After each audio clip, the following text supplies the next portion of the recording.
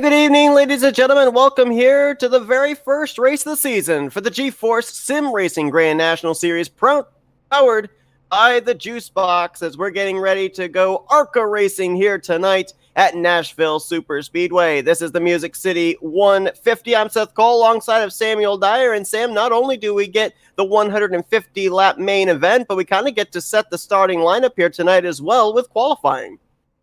Qualifying is going to be set with the drivers coming in reverse of how quick they were during practice. So everyone that was super quick during the practice session, they're going to be last to qualify. And I believe first on the board for qualifications here is actually going to be Seth Harrelson, as the drivers are getting prepared to be called up and get back on track to run their 2 laps. But this is going to be a wild one, 150 laps. And there are no fast repairs, only 3 sets of tires during their featured race. It's going to be a wild race for sure for these drivers. And you have to wonder during their practice session how many drivers went out there and really practiced about long run possibly here during the race, and how many were really just focused on good starting track position with qualifying testing. Yeah, I mean, a few of them were just trying this track out for the first time, really. I mean, some of these drivers, Nashville, still a newish scan to iRacing, so drivers still trying to figure out this track. Really, it takes about anywhere from 3 months to a year for some drivers to really feel comfortable at a racetrack. And here in Nashville, it's going to be a fun one for sure. But it's going to be interesting to see. Nashville is notorious for coming out of the corners, the transition from the curve banking to the straightaway. That's when their car gets the loosest, and a lot of these drivers have been struggling here on the longer runs. You know, it's going to be interesting, too, because we saw quite a number of drivers that we knew were going to be running full-time in this series. They actually took part in the last race of the season for the G-Force Hijinks Clothing Cup Series. We saw them take to the season finale at Atlanta. We know that they're going to be running full-time here, but we've also got quite a number of the drivers that were there, as well as those that ran for the championship in that series. So kind of an intermingling of talent here, of drivers that we know their racing style and drivers that we're not all that sure about what their racing style is. Yeah, we're excited to see how these drivers are going to do. As the first car out on track is going to be Jason Hounshell in that 00 machine, going to be setting up here for qualifying. And it's going to be interesting for these drivers overall. With the ARCA cars, there's a new damage model set up for these vehicles, where with the other set of damage models, you actually can run into the wall, lose a lot of your bumper, and still be running. With this damage model, you actually can damage your wheels, or you actually are not able to drive into the pits because of how much damage you have. So it's going to be interesting to see the damage model at its finest, as we're expecting a lot of drivers to get a little bit of rubbing action here during this race. Jason Hounshell, of course, the brother of Jake Hounshell, who we saw finish top 5 in the Cup Series standings a week ago. And he lays down a lap time of 18.392. That's around where we're going to be expecting to see most of these lap times, somewhere in the maybe high 17s to low 19s, depending on how good you are getting around this track. Yeah, we have a total of 26 cars here, so the qualifying is going to take a bit here for these drivers, but so far, first lap being placed down with a 18.392. That's not bad for the drivers that are running out here. Previously on the mark, that would place him around, I believe, around 20th place on the board during practice. So an upgrade so far for Hounshell, and now we're getting set up for another driver to be out there.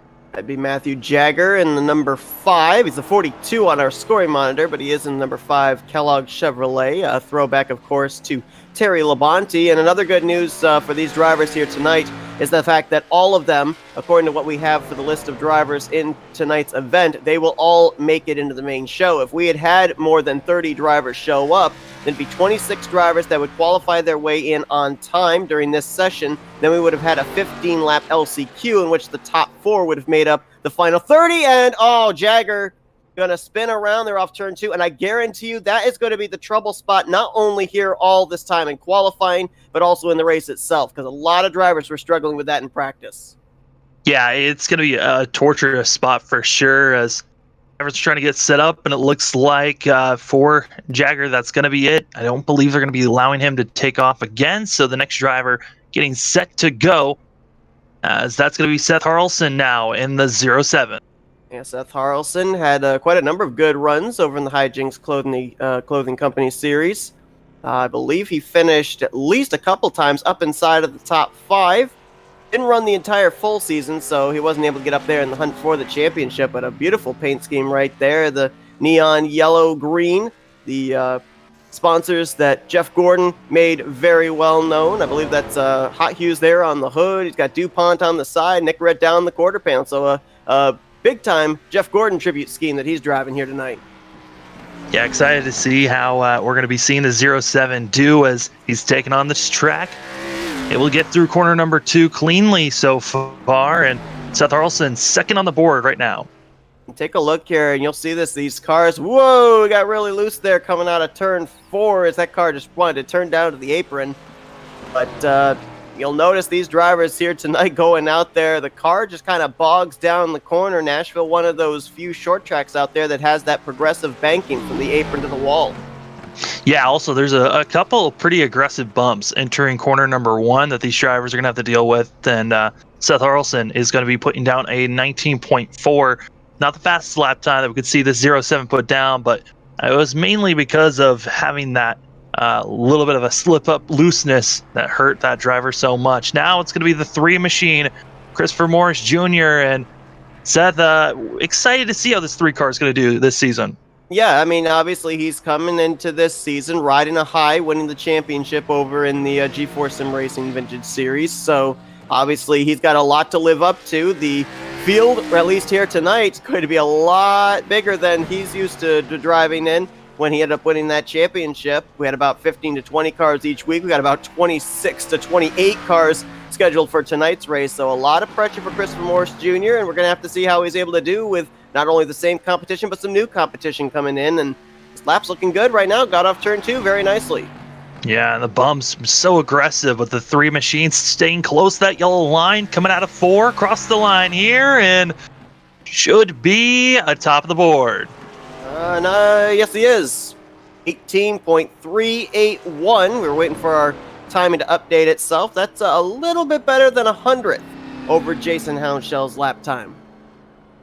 So, Jason Houndshell, excited to see how Jason's going to do here. We got to see Jake Houndshell racing in the 87 series, doing a great job. And now we're going to be seeing the runner-up of the 87 series. That's going to be Dallas Myhan. Yeah, Dallas Myhan gave it all he got there in that season finale and finished up inside of, I think it was the top 6, ran top 3 most of the day in that season finale, but just could not come back. Christopher Morris Jr., who finished out the year with a top 5 to cinch up that championship. And so Dallas Myhan now a chance to maybe try and go for some redemption here in the following series. And what better way than to knock the defending champion of the Hijinks Clothing Company off the pole position.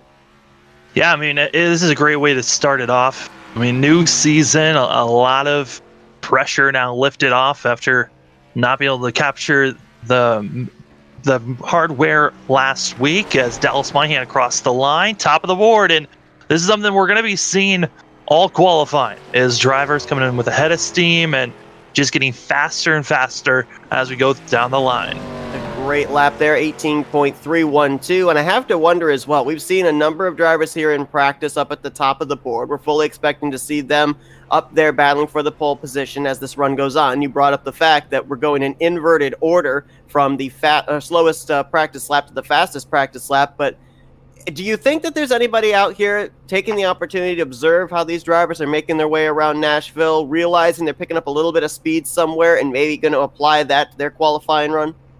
Yeah, I would imagine so. So far, everyone that has been able to place down a faster lap, at least an 18 lap time and haven't spun out, they've ran faster than what they were doing during practice. It's just getting a lot quicker.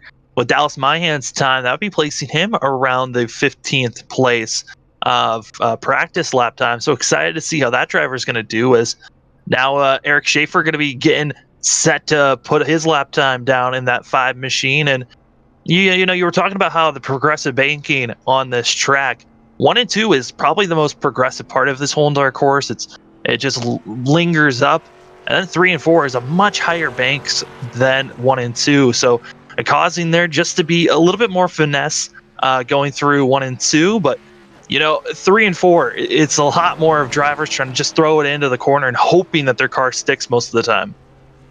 Of course, Nashville, known as the Music City, so very cool paint scheme here for Eric Schaefer in the 5, featuring AC/DC on his Chevrolet Monte Carlo.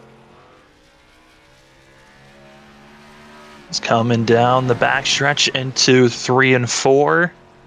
Schaefer looking clean, looking fast, and really just being smooth is the key here at these short tracks sometimes. And across the line, going to be putting him 4th on the board so far, leaving Dallas Myhan on top. And Seth, this is it's interesting for us to see. I think this is the first time we've really been able to follow qualifying for a series in a while, and it's always interesting to see drivers and the way they try to approach qualifying. Some drivers feel really confident with putting down the fastest qualifying time. Others feel like they have a better race pace. So it's going to be interesting to see where drivers qualify here.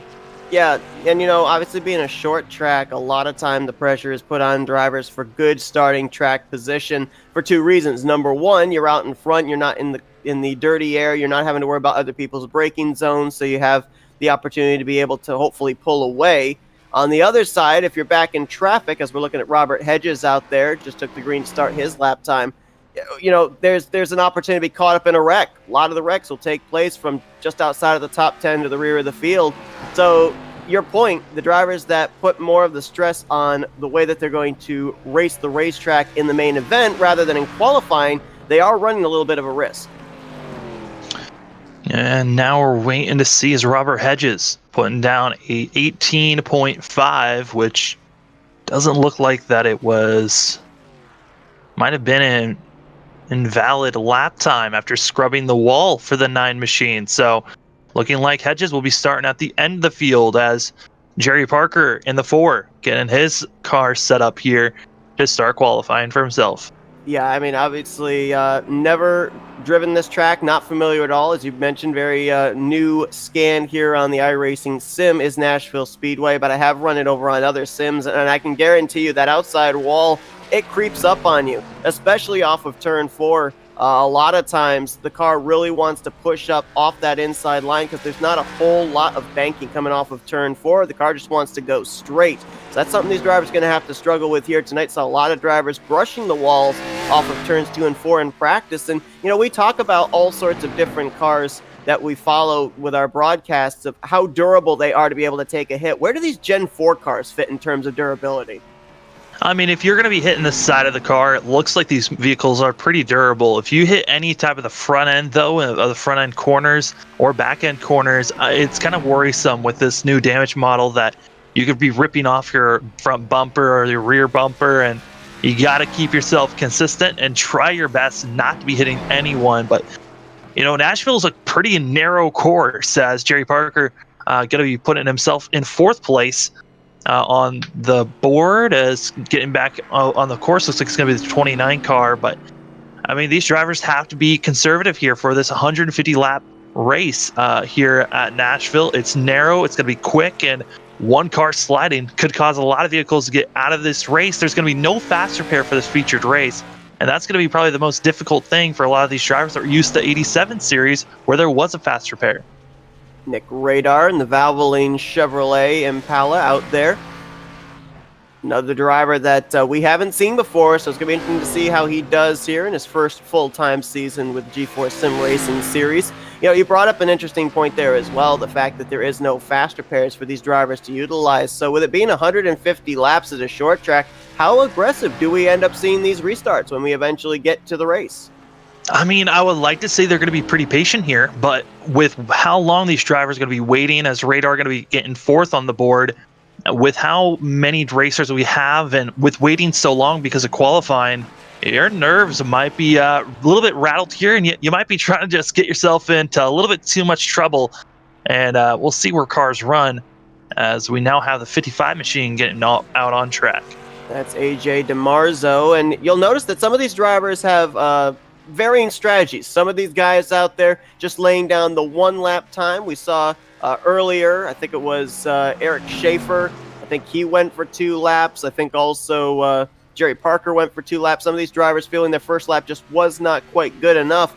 I honestly think that really when you're here at a short track like this, and we've been told tires are going to be the key factor here tonight, I think really just the one and done lap time, it's the best you're going to get. I don't really think you're going to be able to get any more of that second lap time, as holding the brakes and saving it is DeMarzo, but he's going to get the wall there with the left front as well off of 4.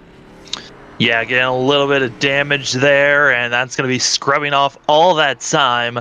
Putting AJ now 8th on the board and expecting just to keep on falling down the leaderboard. I mean, there's some drivers that are able to hit their marks here, and qualifying and practice showed this track is difficult. And even when you're trying to push your car to the limit, it can cost you. Think about it too, these drivers doing qualifying this way, there's no guarantee that the drivers we're seeing going out right now are going to be dealing with the same track conditions as someone that went out earlier in this session or will be going out later in this session. We see a little bit of cloud cover coming over the track right now, so that could give a little bit of added grip to a driver like Ernest King right now in that Liberty University Chevrolet that drivers before him didn't have the advantage of. Yeah, Ernest King going to be trying to set up for a good lap here. As after that warm-up lap, now coming around. A great exit. Could have gone a little bit further out, closer to the wall, but being conservative might be the better route here. Trying to get better track position. And here comes King out of the corner. Across the line. It's going to be 6th place so far on the board, pushing everyone down. But a driver that's trying to get set up and ready for qualifying here soon. We're actually going to be bringing in Tom Bourne for some questions about this race because he's coming up soon here on qualifying, and I'm interested to see what his thoughts are with his first time here at Nashville. Tom, it's Sam and Seth up in the booth. You got us? Yeah, I got you guys. Well, qualifying's underway as we're getting ready for Randy Koking to take out onto the track, but we saw that during practice. It was looking a little rough for some of these drivers, and have you been able to learn anything so far based off of qualifying? Well, towards the end of practice, it was a little looser than when we put down our fast laps and everything. The track's definitely cooled down since practice. I'm not sure how much, but yeah, to be easy. Going over those bumps and everything, it's just gonna upset the car with the weight load and everything, and it will send you around if you're not careful. Yeah, that's Randy. Sorry to cut you off there, Sam. Randy Koking just getting started on his lap, and you're good, Seth. I was just going to ask real quickly here, Tom, watching a lot of these drivers make their way around, especially through 3 and 4, kind of running the middle groove through the corner rather than right down there on that yellow line. I would assume the yellow line's the fastest way around the racetrack, but is it just not possible with the speed you guys are carrying to the corner to be able to get it down there to the inside without it stepping out? You can definitely get it down to the bottom of the racetrack. It's just not. It's the fastest line probably around here is right above that first white line, that first dotted white line. Yeah, if you get too low on the track, it's going to step out on you. Well, Tom, thanks for hopping up into the booth, and we know that you're about to go out qualifying here soon. Good luck out there. Thanks, guys. As 20 of Bo Brady there in a somewhat Bobby Allison-like throwback, that Miller High Life Chevrolet. Yeah, it looks like he got out of pit road a little gingerly, and he might have scrubbed the wall there. As Bo Brady, watching him during practice, seemed like he was just trying to push the car to its limits, and looked like this car is extremely loose right now for himself. And so far, going through 1 and 2, that looked very good through the center. He's staying in the middle groove. That's probably the safest place to be coming out of 4. This looks like a very good lap time. That car was steady all the way through. We're waiting to see what the official time is. I'd be shocked if this wasn't up in the top 5 just with how solid down to the ground that car looked. If it's valid, it should put the 20 machine in 4th place. But I don't know if that lap was validated. We're still waiting to see if it was, and so far we're getting no indication that it is indeed a valid lap. I think it's because he might have scrubbed the wall at some point, and that is going to invalidate all of his laps. Now going to be all the way in last place for this 20 machine. I mean, you talked about it there on his warm-up lap, going up through 3 and 4, may have brushed the wall, and yeah, even on the warm-up lap, you brush the wall, make contact with the wall on the inside or the outside, it just completely wipes your lap times clean. As now Anthony Graneri going to be on the track for this 16 machine, and we got to see Graneri on the last couple of races in that 87 series. He was showing some good pace. It's just not the experience for the 87 series, was using up his tires a little bit too much, but now everyone's on that equal ground here. And the ARCA car is going to be interesting to see how well everyone goes from here on out as getting set for this lap time. Pretty good lap laid down right there, as that first time around was an 18.778. Looks like he's actually just going to call that as his lap time. Currently puts him 8th on the board. I have to wonder if any of these guys actually did decide to turn a second lap, if it would improve or not. I would assume probably not, just based on the fact of we know what the tire wear is like at this racetrack, and maybe these drivers don't want to force the issue, because I'm not certain, and maybe you can touch on this, Sam. We already know the fact that we just saw moments ago what looked like was going to be a great qualifying lap time for Bo Brady. He hit the outside wall in his warm-up lap. Everything was null and void. I mean, if you end up going out there and laying down a first lap time, then hit the wall in your second lap, does that completely erase your first lap time? I don't believe it scrubs off your first lap time. I believe it does stay. But another driver that got scrubbed off, that's going to be Robert Hedges, who was back in 14th place, and Tom Bourne, who we were just talking with on track and coming across the line. This should be his lap time. And I believe that some of these drivers, due to the fact that where their pit stall is, it actually, when they cross the line coming out of the pits, that counts as their first lap time. And that's why we're only seeing a couple of drivers just do one lap with full speed, which has been interesting to see. Tom Bourne up to 4th place on the board. 18.630 for the Nost Chevrolet. A good lap time there for him, and he told us where the fastest way around the racetrack really was to run just about maybe a half a groove off the bottom. That's really where he ran through 3 and 4, which I think that especially in 3 and 4, that's where these drivers need to run to be able to get that optimal speed off the corner. You know, I ended up getting sent a message just a few moments before we actually came on the air from one of our broadcast colleagues, Matthew Rodriguez, and he was talking about Nashville here. Of course, Matthew Rodriguez, a native Tennessean, so he would know all about this short track, and he brought up a very good term for this track especially. You know, we go to short tracks, we talk about rhythm, but he said especially over in 1 and 2, it's all about finesse. How you're going to approach it, how much speed you're going to carry, how much brake you're going to use, how quickly you can get back onto the throttle. That's really where the time is made up here for these qualifying laps. Yeah, I mean, coming into these corners, some drivers, they want to carry it with full speed, tapping the brake when they come in. Others, they're going to be letting off the gas a little bit sooner into these corners, trying to figure out where they're going to place their speed fully, as John Whitendorf just put down a very quick lap time with an 18.337, second on the board for the 33 machine. 25 1/1000ths off of Dallas Myhan's current pole lap time, so a great lap time there for the Skoll Chevrolet. John Whitendorf, a former winner in the Hijinks Clothing Company series. And now Kyle Johnson will be heading out onto the track in the 88 machine. As Kyle Johnson, the 88 car, is trying to get set up to go. I mean, it's going to be interesting to see. Last car that is going to qualify is going to be Gerald Campbell in the 6 machine, as well as Jeff Green. Jeff Green will be second to last. You got some fast drivers, and we haven't seen anyone crack past the 18.3s just yet. I'm interested to see as we are now inside. Oh, no! Kyle Johnson able to wiggle his way, but he did hit the wall, I believe, which is going to scrub his time away. Yep, got it with the right rear quarter panel there off of turn 2. So Kyle Johnson, like Robert Hedges, will not even lay down a preliminary lap time here.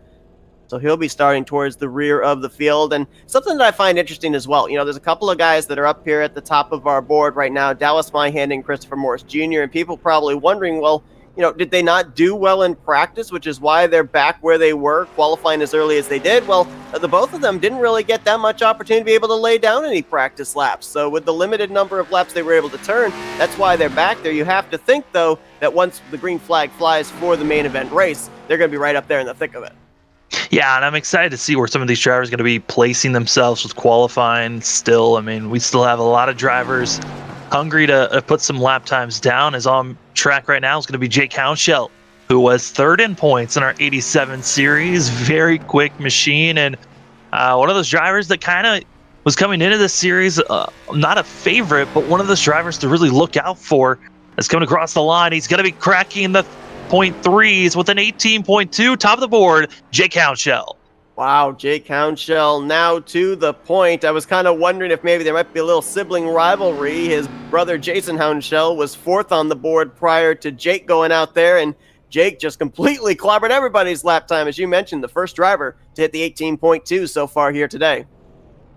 And as we're slowly going down the rest of seeing these drivers, we got some more drivers that we can interview. I think we're going to talk to Gerald Campbell, fastest during practice, and will be starting, will be the last car to qualify, get his ideas of what qualifying's been like. Gerald, it's Sam and Seth, up in the booth. You got us? Yes, sir, I do. Well, we saw that you were the fastest during practice.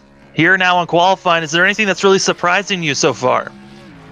No, the times are a little slower than I thought they would be. With the track temperature down, I would have thought people would have been able to get it, but it's just a very difficult track. There's not a lot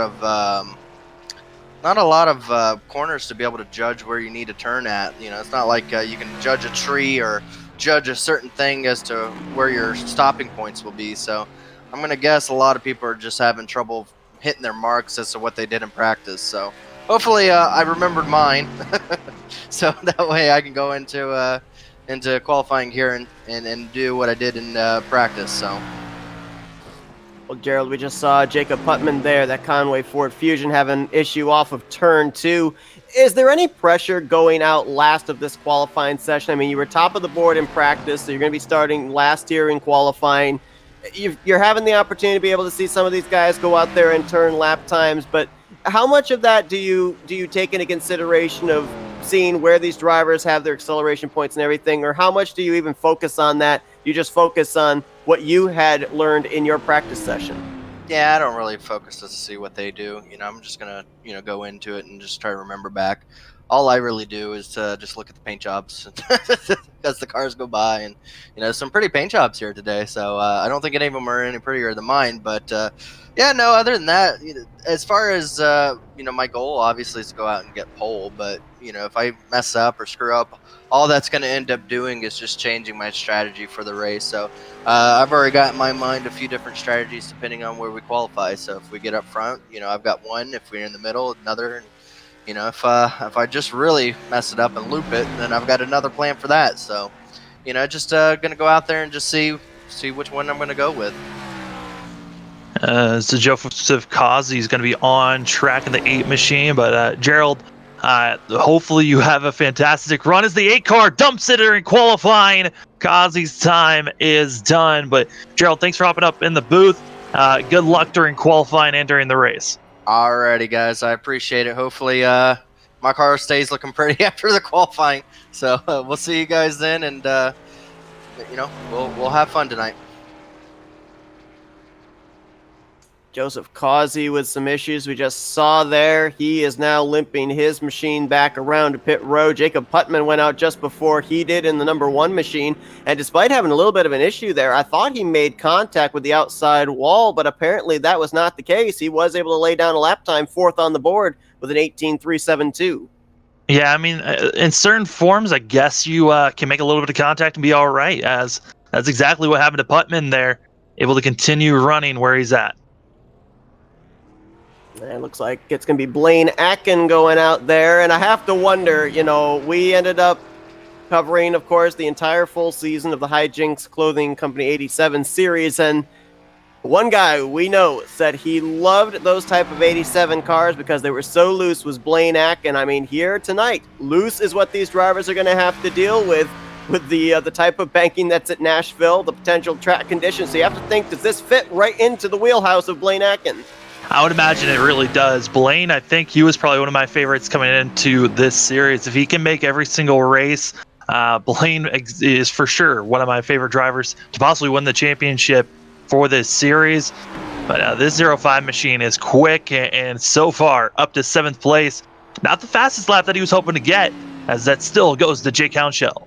I saw that car carry an awful lot of momentum into turns 1 and 3, sliding up into that third groove, which might have been where he lost a little bit of his time.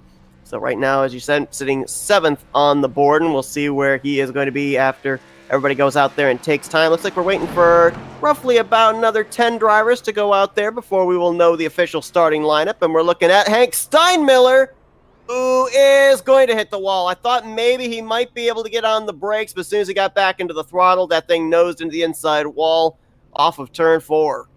Hank Steinmiller, another driver that's going to be starting in the back here for the featured race after that spill. And now it's going to be Tyler Riggs getting on course and this 26 machine. But, I mean, it's difficult coming out of 2 and out of 4. Both corners are extremely difficult just because of how aggressive the transition is from the banked corners to the flat straightaways. Well, not only that, but at a short track, you're running in such a lower gear. And the instinct as a driver when you get off of turn 4 is to get back to the throttle as soon as possible, and sometimes get back just a little too early. You encounter that wheel spin in the lower gear, and the back end just wants to come around on you.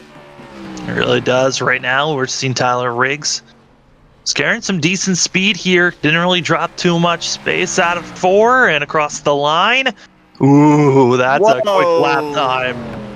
An 18.196. The first driver to pass by and get into the 18.1s. I mean, you know, Whitendorf laid down a really good lap time, as we already documented. So too did Jake Hounshell. But Tyler Riggs may have been the first driver this whole qualifying session that I saw able to hook down the lowest in the corner of anybody else. Yeah, based off of practice, the fastest lap we saw during practice was an 18.054 by Gerald Campbell. Only saw about our top 10 able to cross the 18.1s during practice. First time during qualifying, and now we got Rocky Boyd. And Rocky Boyd looks quick and ready to put down a fast lap time. Car kind of bottomed out there off of 2. We'll see if that affects his lap time or not. Saw the back end of the car kind of jump up, and we're seeing some of these drivers here as well. The later we get into this, trying to use the warm-up lap to warm up their tires, as Boyd's going to come in with an 18.389. Right now, 7th on the board, and looks like that's going to be his only qualifying lap of the session. Well, now it's time to see, as we've got ourselves Jeff Green ready to place down his fastest laps here during qualifying. Jeff Green was 2nd fastest in the practice session. And you have to wonder how much of the lap times we saw in practice as well. How many were qualifying testing? How many were lap times where draft came into play? Let's see if we can quickly get a word here with Tyler Riggs, who just got done with his lap time here. See how he feels about it possibly holding up. Hey, Tyler, it's Sam and Seth up here in the broadcast booth. You got us? Yes, sir. Oh, we're currently watching Jeff Green here on track, but man, right now, sitting top of the board with that 18.1. How good are you thinking that is to be able to hold on? Oh, well, Jeff just got an 18.174, but no, it was I felt good about that lap. It was nice and smooth, and really, when you're doing this kind of single car qualifying, it's a lot of fun because you get to watch other guys and kind of take notes of what worked and didn't work. And for me, just based off practice and all that, I knew if I could just stick the similar line that I had in practice, I'd be pretty good. So as long as I finish here, with 2nd or 3rd, that's fine. I'm good with that. I'm usually better on the long runs anyway. So hopefully we'll start well and run well. As now it's going to be Gerald Campbell, our final qualifier, just hitting the track now. Tyler, it's going to be a wild race for sure. How are you feeling about trying to keep your nose clean here at Nashville? I think it'll be tough. The first few laps, there's definitely going to be that filling out process for a lot of guys, just because these ARCA cars, they're. Oh, Gerald! Sorry, my teammate. I had to watch him. Oh, he's mad. I know he's mad down there in the team. Oh, 3rd on the board. That pole, yeah. All right. Well, that's bragging rights. But anyways, no. Just staying clean. It'll be tough the first 50 laps, but I think after that, at least that front will probably slow down a bit. I think guys will get into a rhythm. So. Well, Tyler, looks like you are officially going to be starting on the outside of the front row for this one. We know at the short tracks, track position is really everything. So hopefully you can keep yourself ahead of the mess and whatnot. Maybe pick up a win here tonight. Best of luck to you. Yeah, I can't complain about getting out qualified by the Grand National Champion back in the day of Jeff Green, so I'll take it. That's Tyler Riggs. We're going to be seeing him starting up inside of the front row for this one. And yeah, I think we could definitely say Gerald Campbell maybe kicking himself a little bit there. But we know, he's still going to be starting the inside of row 2. We know Gerald Campbell's going to be a force to be reckoned with here tonight. As we look at the drivers going to be starting up at the front, we got Jeff Green on point.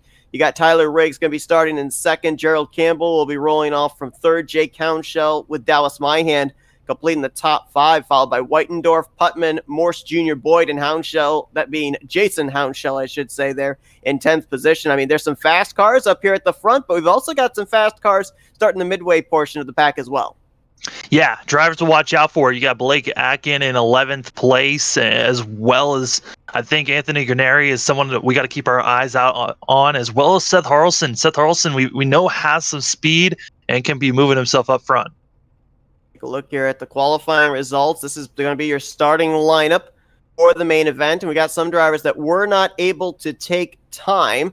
Some of them due to the fact they were not even in the session during qualifying, and some of them due to the fact, of course, that they had some problems there in their qualifying sessions. Kyle Johnson, Robert Hedges, and Hank Steinmiller. Really surprising he's going to be back there towards the rear of the field. So if you're the 63, who we know based off of previous series that he's got a lot of speed, he's got the capabilities of winning a race, what is the early strategy to cut your way through what's going to look like about a 26-car field to work your way up to the front? I think right now let's try to cut and survive. It is going to be a very difficult racetrack to pass by other drivers, and we've saw it during qualifying and practice. It is difficult to get around this course at times, and you can easily drift up into someone else or just loop it yourself. It is going to be a very hard drive for a lot of these drivers, as everyone is kind of waiting to see if anyone else is going to be loading in. But this is going to be a fun one here, Seth, as we're getting ready for a 150-lap featured race. We're waiting to see if Chad Wilson and Joshua Personette will be loading in. Those are the only 2 drivers that are still yet to take time. You brought up the point there, Sam, about these drivers having no faster pair to be able to fall on. And if we take some of these drivers that had some issues here in their qualifying session, we've seen that the hits are going to be anything but light, especially if you loop it off of turns 2 or 4. There's an inside wall that is waiting to eat up the front end of your race car. Now, we know at the short tracks, you don't necessarily have to have the prettiest car to be able to, win a race or at least be competitive. But in the case of the hits we've seen taken so far here tonight, is that going to be the case in Nashville? Yeah, I mean, these drivers got to make sure they don't hit that inside wall. If you hit someone on the rear end, like come in and someone is trying to slow up for the caution in front of them and you run in the back of them, you're going to be blowing up your engine most likely, or just breaking your suspension on your car. There is a lot of damage with this new damage model that these cars have. There's a lot of new damage particles that are going to be affecting these drivers than it was before. So we'll have to keep our eyes out on these drivers as we're trying to get set.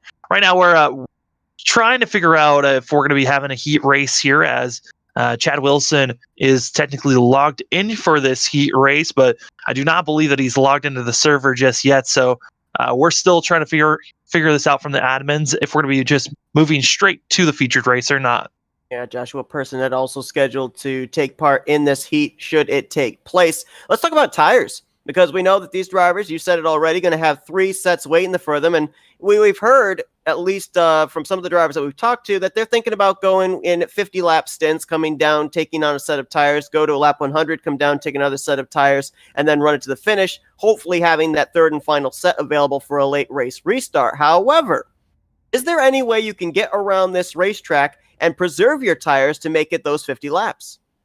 I mean, it's going to be difficult, but it is possible to try to save your tires for that long. The most difficult thing is if you start side-by-side racing with someone else, it's going to be hurting you a lot on the longer run and having to make you back down a lot more later on. So these drivers got to keep their eyes on the prize and make sure, hey, do I really need to battle this driver at this moment, or can I wait until later on into a run?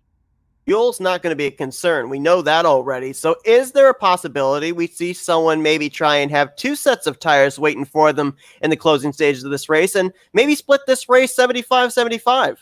I just cannot see these drivers trying to split it 75-75.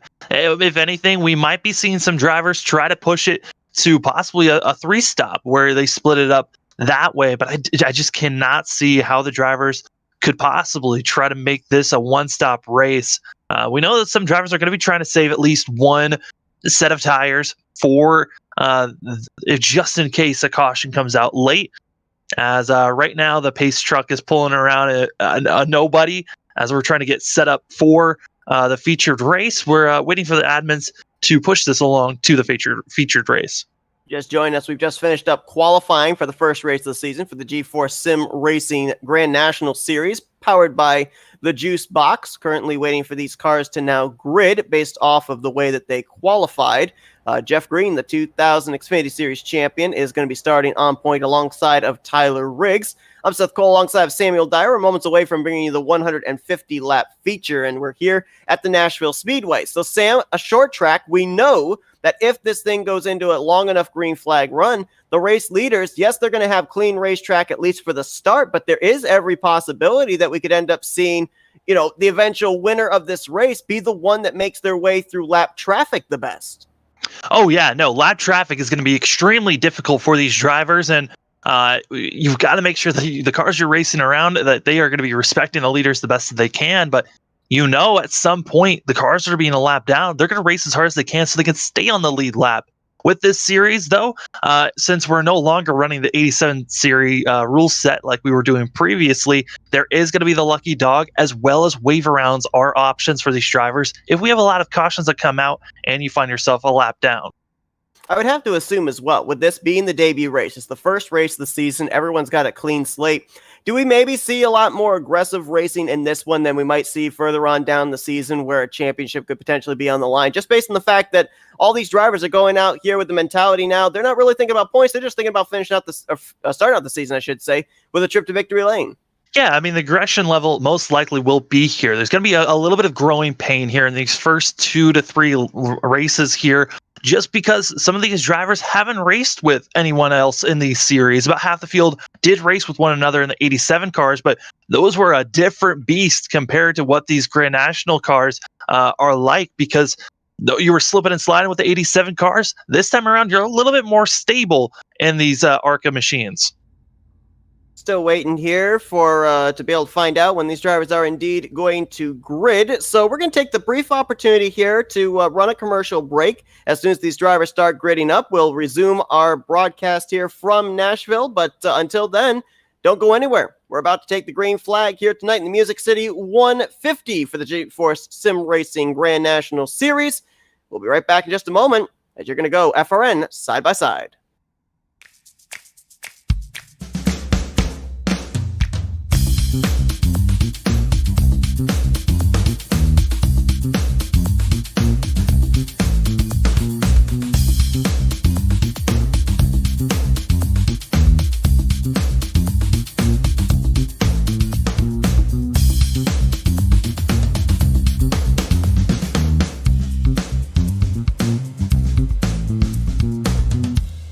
Since the VFW was founded, their mission was really to look out for the veterans community, to make sure that our nation upholds its promise to really care for the service member, the veteran, and his or her family. There are several ways that the VFW fights for veterans today. The top services include disability claims assistance, advocacy on Capitol Hill and with the Department of Veterans Affairs. We also offer scholarship opportunities, and then also volunteerism. For me personally, when I came back from Iraq, my life experience was drastically different from those around me, and the veterans of foreign wars really spoke to me. The reason I would encourage veterans who have served overseas today to join the VFW is because this is your organization. The VFW is for veterans. Every generation, a new generation of leaders steps up in the veterans of foreign wars and fights for the veterans community. The Veterans of Foreign Wars. No one does more for veterans. For more information on the VFW, go to ahctv.com/sacrifice.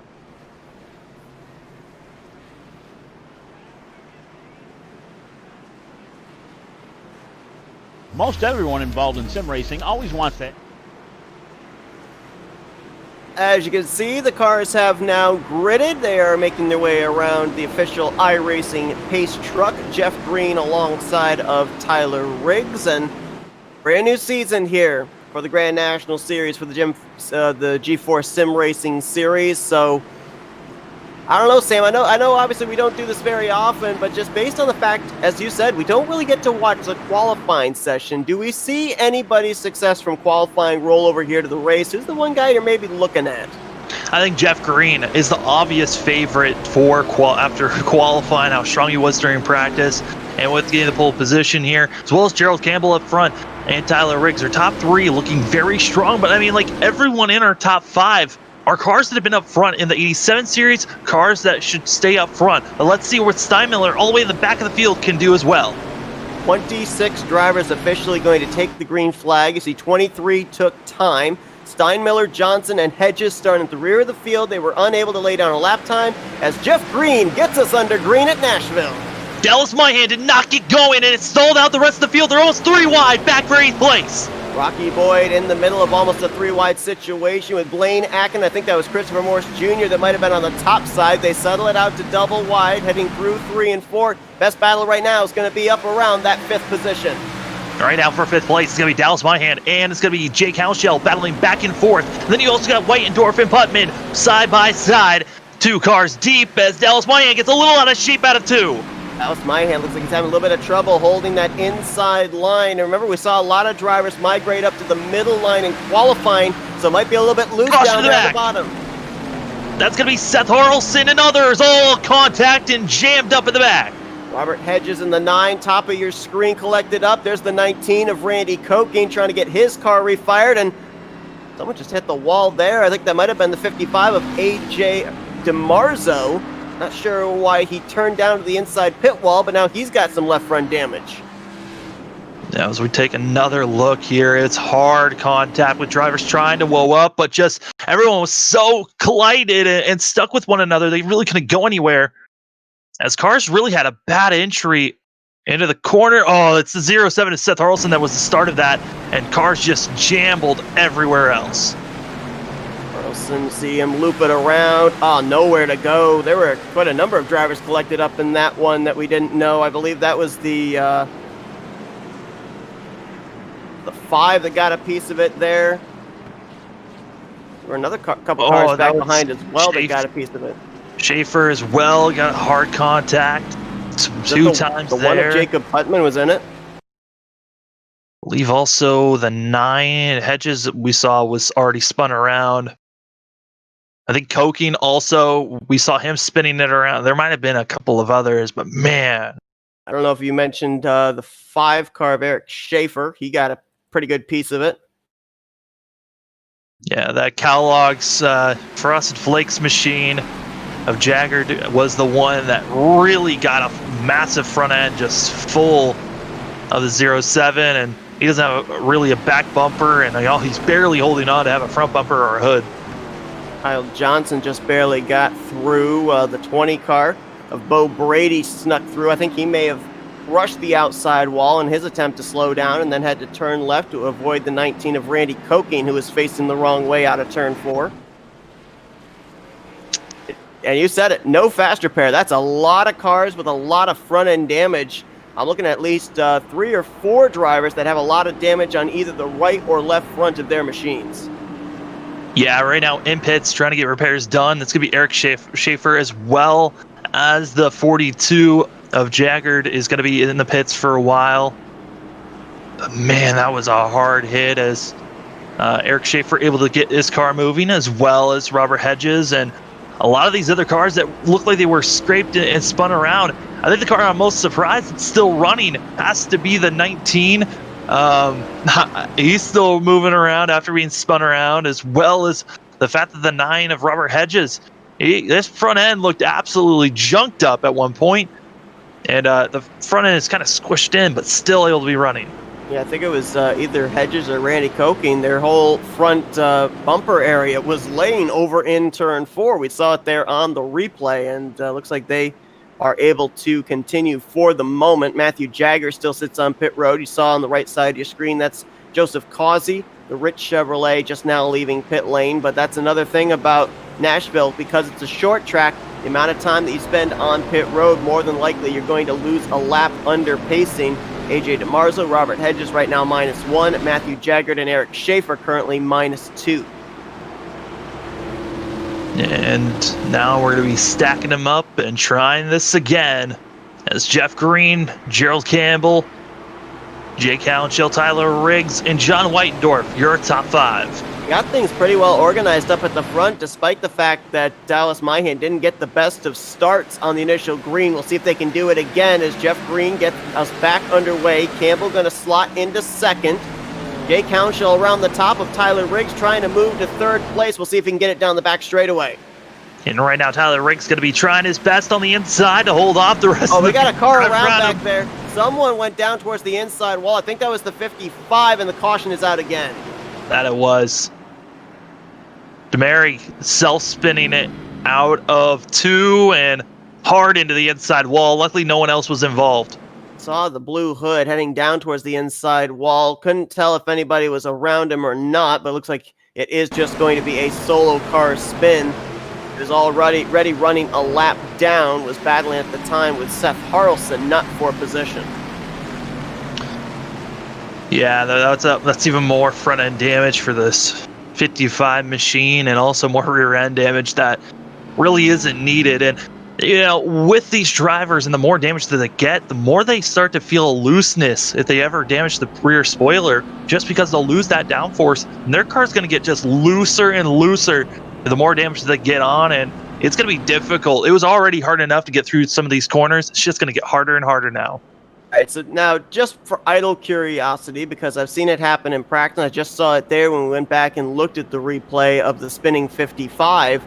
A car goes down and hits the inside wall, or goes up and hits the outside wall, and wherever the point of impact is, there's like some smoke that lingers and is shooting out onto the racetrack. Is that just some kind of an iRacing glitch, or is it that part of the car is left there and it's hot and you're seeing the steam come off of it? What is that we're seeing there? Yeah, that's a particle effect that when a driver, due to this new damage model, when they hit a certain part of the track, a puff of smoke will be there, and sometimes it will linger for a long period of time. Sometimes it's there whenever a car blinks in and out from network issues, and other times it's from hitting the car into the wall or any other surface. The car will just have a puff of smoke, just indicating, hey, damage was made here. Well, speaking of smoke, looks like one driver's day is going to go up in smoke early. Eric Schaefer has taken his number 5 machine to the garage here, so not even 10 laps in and already records his first DNF here of the Grand National Series. Yeah, it's some of these drivers not wanting to see that caution, these early cautions to come out, trying to run green, but the longer this goes, we'll see how this race goes. As 2 early cautions here, just within 10 laps. And Hank Steinmiller able to get up to 19th now after starting all the way back in about 25th place. Hank Steinmiller in that 63 was unable to put down a lap time earlier on in qualifying, and as you said, started deep in the field, now up inside of the top 20. As it'll be Jeff Green getting us back underway, Gerald Campbell second, Jake Howenshill now in third with Tyler Riggs fourth and John Whitendorf in fifth. Another driver that has worked his way up into the top 10 in those 2 restarts, Blaine Akin, started this race from 11th and will be restarting in the 6th position. Yeah, right now our biggest mover, I believe, would be the 88 machine of Kyle Johnson, who started in 25th place up to 14th now. The biggest loser so far has got to be Jacob Putman, who started in 7th down to 17th. Yeah, Putman got involved in the first wreck. Johnson made his way through the first wreck, so that's where those big net gains took place. As the pace truck makes a left-hand turn back down pit road, we're about a 10th of the way through this race as soon as Jeff Green takes the green flag, looking for restart number 2 on the evening, and Green gets us back underway.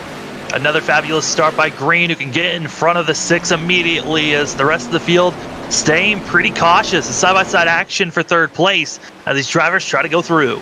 They're all wadded up there as Riggs going to get around the outside of Jake Howenshill, move him to third. Blaine Akin trying to do the same for fourth as Howenshill pinned on the bottom. John Whitendorf right behind, and now looks like the top 6 or so going to get themselves filed out for the moment.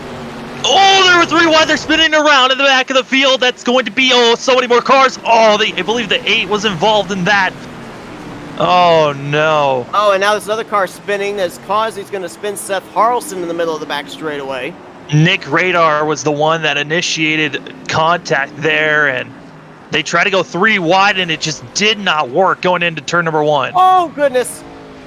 Nick Radar choosing a pretty unfortunate time to refire the car. Almost came up into Jeff Green and Gerald Campbell, our top 2. Oh my goodness, that is a terrible time to come up. I don't know what in his mind made him think, hey, I need to come up at this point in front of the leaders. I mean, let them pass and then go. I mean, that is a very scary moment for our leaders at that point. There's the 3 wide you were talking about. Putman, Bo Brady, and Radar. And it was Brady and Radar that get together making the contact. The 29 getting the biggest hit out of that. You can just see the sheet metal hanging off of the right front of his Menard Chevrolet.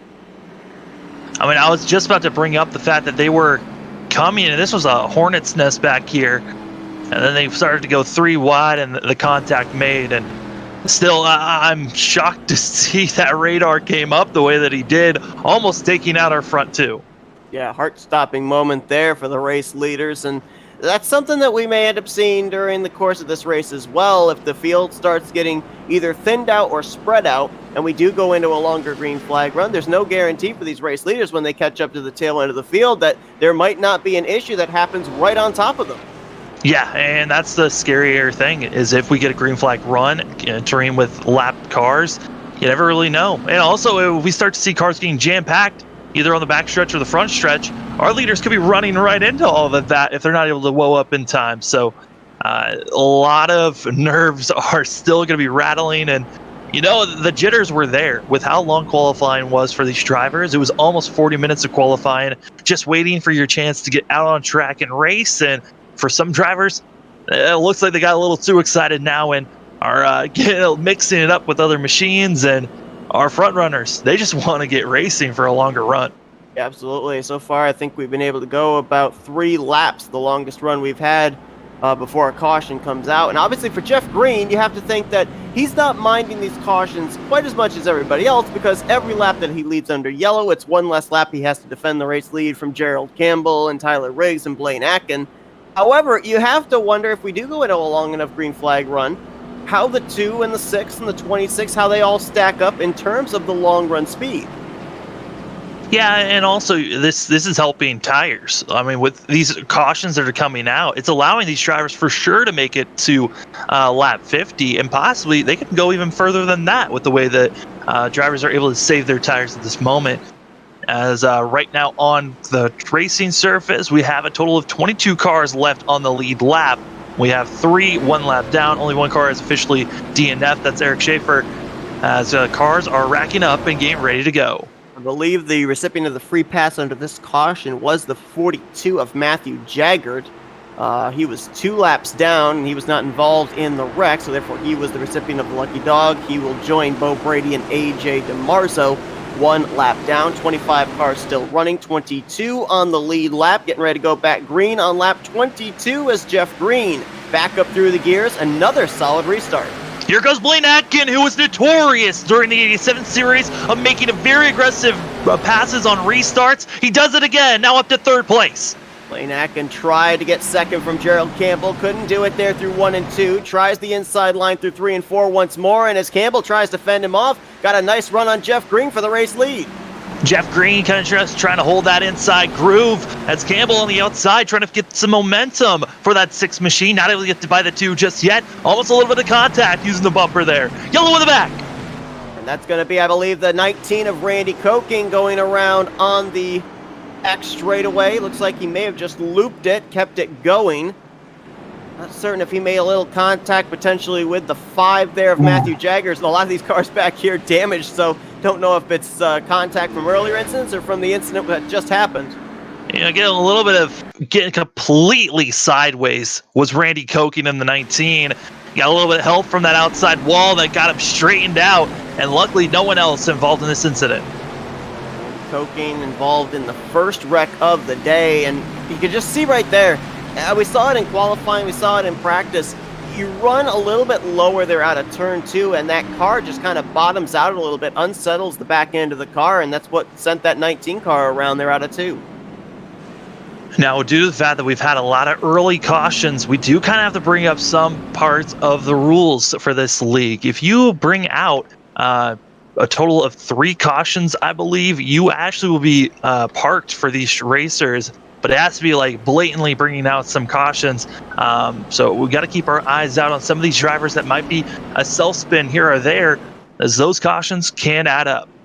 Now, we do have a driver that has gotten on track that we did not see in qualifying. We mentioned the fact that they were, in the grid, but actually had not gotten to the server, and that is the 13 of Chad Wilson, currently sitting on pit lane. He does have the opportunity, if he does go out there, if he runs about 5 laps or so, he would actually pick up a couple of positions on Joshua Personet and Eric Schaefer. Personet did not start the race. Eric Schaefer DNF'd about 8 laps in. Yeah, able to try to gain as many positions as possible, this 13 can, and we'll see if Chad Wilson decides to come in or not. As re-looking at it, I think Chad might be brought in as a race control driver, but I'm not completely sure just yet.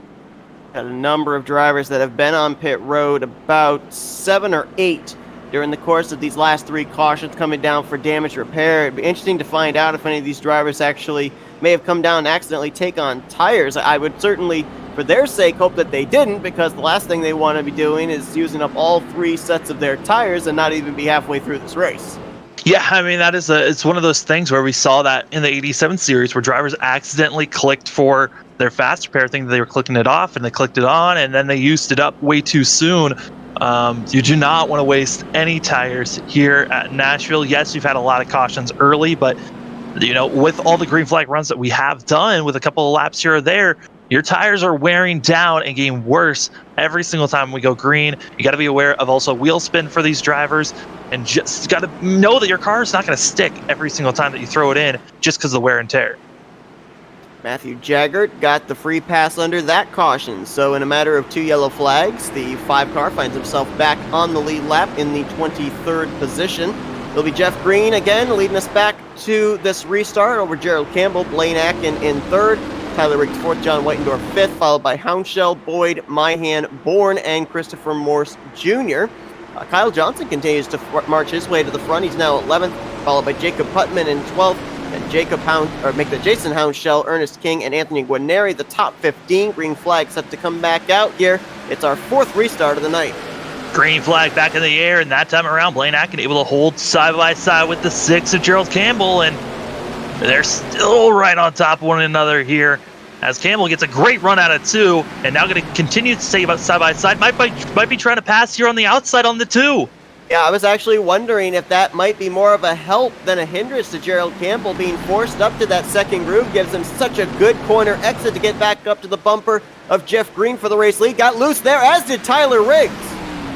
Tyler Riggs able to save it, caution the back though, as it looks like they might have cordoned out. That's going to be Jason Houndshell out of 2, same spot that we saw Koking go around.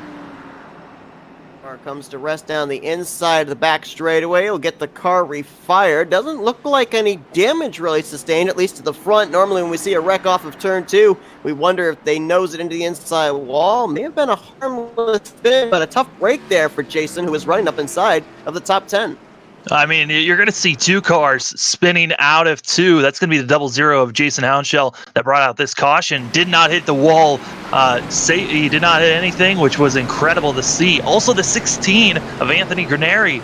That machine got loose out of 2, and that was a nerve-wracking moment for both those drivers. Caution out for the 5th time here tonight. One thing that we do know about Nashville being a short track, however, is the fact that, we have a lot of these cautions come out, but that's about 2 or 3 laps that are going to get ticked away under pacing, and it doesn't take them very long, even under caution, to make their way around this racetrack, anywhere from about maybe 19 to 20 seconds. So these laps continue to tick away rather rapidly, whether we're under the green or under the caution. Yeah, as we're inching closer and closer to the first third of this race being done, it's been a wild one for sure. I mean, our top 3 have been on top of one another now for the last couple of restarts, and Jeff Green continues to be able to lead everyone else up front, but due to the fact that we are inching closer to that lap 50 time, I mean, Seth, you brought out maybe some drivers might be thinking about a one-stopper. With all these cautions and the fact that they're saving their tires, that one-stop strategy might be a good idea. Yeah, I mean, as you brought up, not really wearing down the tires, run under pacing. We've run maybe at this point about 10 to 15 laps under green flag conditions. The other half have been run under pace laps. So why give up all this good starting track position, especially since we've seen a lot of our wrecks up to this point taking place somewhere inside the top 15 back to the latter half of the top 20. Why put yourself back in that mess when you've got the opportunity here with not that worn tires to be able to maybe have 2 extra sets of tires available on some late race restarts? I mean, I don't even think you're really going to be thinking about using any extra sets if a late caution comes out. It's all going to be track position at this point, just because we haven't been able to get past probably 4 laps of being green before we have a caution. So these drivers have not been able to experience a long green flag run, and just based on the fact that there's still a lot of drivers still running that have been involved in cautions, we might continue to see them moving forward. Sam, we got an issue with one of our top 5 runners, Tyler Riggs. Currently grayed out on our telemetry. We cannot see him on the racetrack either, so I don't know if he's fallen from the session or if he's just dealing with some internet problems and may reappear. I'm checking to see here. Most of the drivers that are participating in the event, we can see them in Discord. Tyler is still in Discord, so I don't think it's a complete internet problem, but obviously there is some problem on the iRacing side. Yeah, Rocky Boyd and others on the inside lane giving space just in case Tyler Riggs comes back. They're waiting from the notification from iRacing to move forward, and it looks like they have been given it, as Tyler Riggs has officially been knocked out of the server, but he can still come back. But green flag back in the air. Jeff Green, Gerald Campbell, Blaine Atkin, our top 3 still battling hard. That might have been the best restart so far for Gerald Campbell. Did not let Jeff Green get away, and now around the outside as Green gets loose, Gerald Campbell will be the new race leader. Jeff Green getting a little bit out of shape on the inside. He'll be dropping back. But here comes Blaine Atkin now as they're all kind of accordioning back from third on back. As now you got John Weidendorf trying to make a pass here on Jeff Green. First time tonight, Jeff Green's going to find himself back in traffic, so you have to wonder how that's going to play into how he'll be able to approach these corners now. The first 35 laps, he was able to take the corner exactly the way he wanted with nobody else in front of him. Behind them, though, you got a good battle. That's where you find Tom Bourne, Dallas Myhan, Kyle Johnson. That's just inside the top 10. Kyle Johnson, who I think can start all the way to the back, gets a little loose out of 2, goes to the inside, getting out of the way of everyone else, but that could have been another chance of another spin, that time up front, as Kyle Johnson now drops all the way back to 11th place.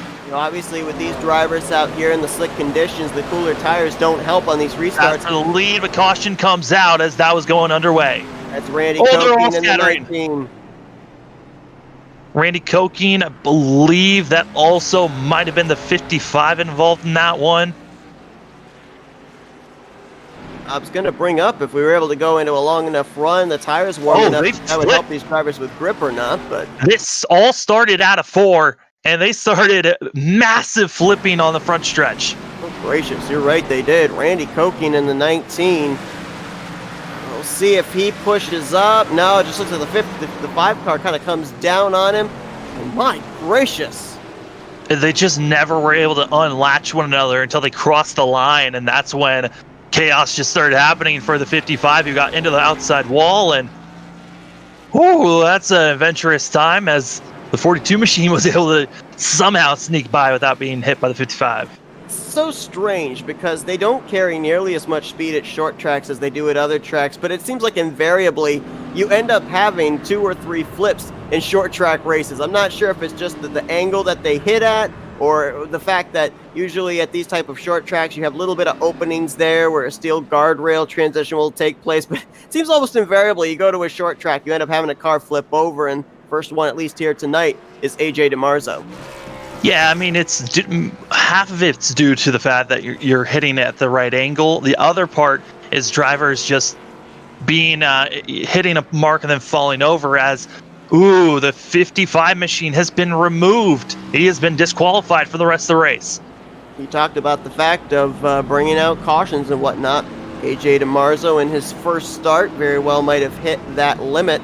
And Gerald Campbell out in front. I want to just quickly go back to that restart as well, because that was the best restart he had against Jeff Green since we started this race. He was able to hang about a half a car length behind the 2 car going into turn 1 and utilize that outside line to its advantage, pinching Jeff Green off of turn 2. That's why we saw Green get loose. So Gerald Campbell had that down to a science. You have to wonder now, though, drivers behind him, did they take notice to be able to see if they can put that move on the 6 car? I mean, we're going to have to wait and see. A driver, I'm surprised, in the top 10. Finally got up there. Hank Steinmiller, 10th place. We'll see how well he can get through the field. But we know Blaine Atkin has been notoriously good at these restarts. He's just figures out the patterns of drivers when they want to take off so quickly. I'm interested to see if he can do the same move that we just saw Gerald Campbell do on green, this time on the 6 machine. He's going to be on that outside line as well, is Blaine Atkin. Tyler Riggs has returned back to the session, currently scored 6 laps down, but could very easily, since we're working our 6th caution right now, could maybe get all those laps back and be back in the lead lap before the conclusion of this race, as another lap of caution is being put on here. So they'll pace around for one more lap. Looks like Gerald Campbell now going to take the opportunity as well to be able to be on the outside line for this restart. I'd say that's probably a good call, just based on what we saw him be able to do with Jeff Green on the inside line on the last restart.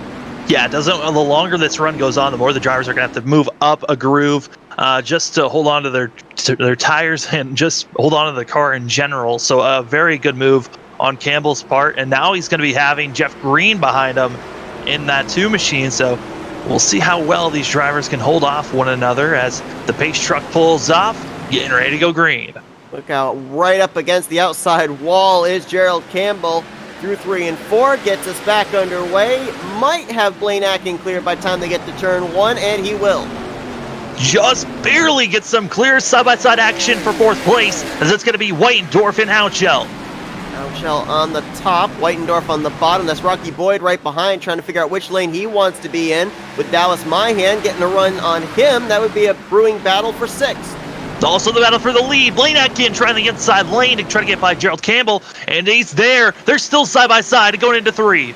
Blaine Atkin, can he make the pass here through 3 and 4? Ooh, car slides up a little bit on him there. Crowds Gerald Campbell. Might have been a little contact there off of turn 4 between the top 2.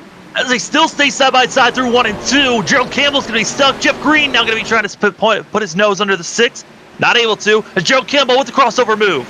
Tries to see if we can get back down to the inside of Blaine Atkin. Atkin going to try and pin him down. I don't think Campbell's quite going to get there. And Blaine Atkin drifting out of turn 4. Somehow kept it in front of Gerald Campbell, and Campbell had to back off before he just dumped the 0.5 there. Caution to the back, as that's going to be Boyd Brady, and I believe Randy Koking. Randy Koking is still in the pits, it looks like. Possibly the 29 of Nick Radar maybe getting a possible piece of this one, as a second time tonight that Bo Brady, third time tonight that Bo Brady's been involved in a wreck. Yeah, Radar got loose and came down. A little bit of neck code on why Brady was involved in this one, but contact between both those drivers into the outside wall. Nick Radar was running last car on the lead lap at the time. Oh, we had a spin actually back there. I think that was on the back straightaway of Randy Koking in the 19. That didn't bring out a caution, I don't think. I think this was what brought the yellow flag out, the contact you just alluded to between Radar and Brady. But I think Koking was the first one. Was he what the caution came out for? Yeah. Koking was the first one, and then this was a secondary caution that happened with Radar getting loose into the 20. Randy Koking was trying to make a pass on the 5.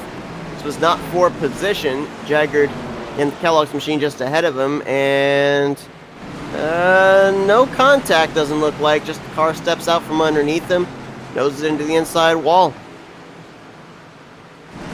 Yeah, Nashville has certainly shown its teeth here today. I mean, Seth, a lot of cautions early as we are just getting to our 1/3 point of the race. It's been a wild one so far, with Blaine Atkin finding himself up in the lead. Yeah, and you hit, I think, on the 3 main points of why we were probably going to see quite a number of cautions here tonight as well. The main one being, not many drivers have logged a lot of laps here at Nashville, with it just being somewhat relatively new on the iRacing sim. So a lot of these drivers might be heading out here onto this track for the first time. Yeah, and a couple of drivers coming into the pits here. It looks like Christopher Morris Jr., he'll be pulling in, and I believe that was for a 4-tire stop. And now going to be putting himself further back in the field. This is going to be interesting to see because we are at that marker where drivers have the strategy of a 2-stop. Now, with so many cautions, drivers might be switching to that 1-stop strategy. I just want to bring up something as well here. I was looking at the point system for these drivers this season, and I don't think this was the case during the Hijinks Clothing Company 87 series, but there is actually a little bit of stress on qualifying for these drivers because there are qualifying points to be had. We saw Gerald Campbell, Tyler Riggs, and Jeff Green all qualify up inside the top 3. Green's going to take 2 bonus points because of that. Riggs and Campbell 1 bonus point apiece. I mean, who knows? Those bonus points for qualifying could be some difference-making points when we eventually have the championship battle at the end of the season. Massive. I mean, it's just like leading laps and leading the most laps. Those bonus points add up throughout the whole entire season.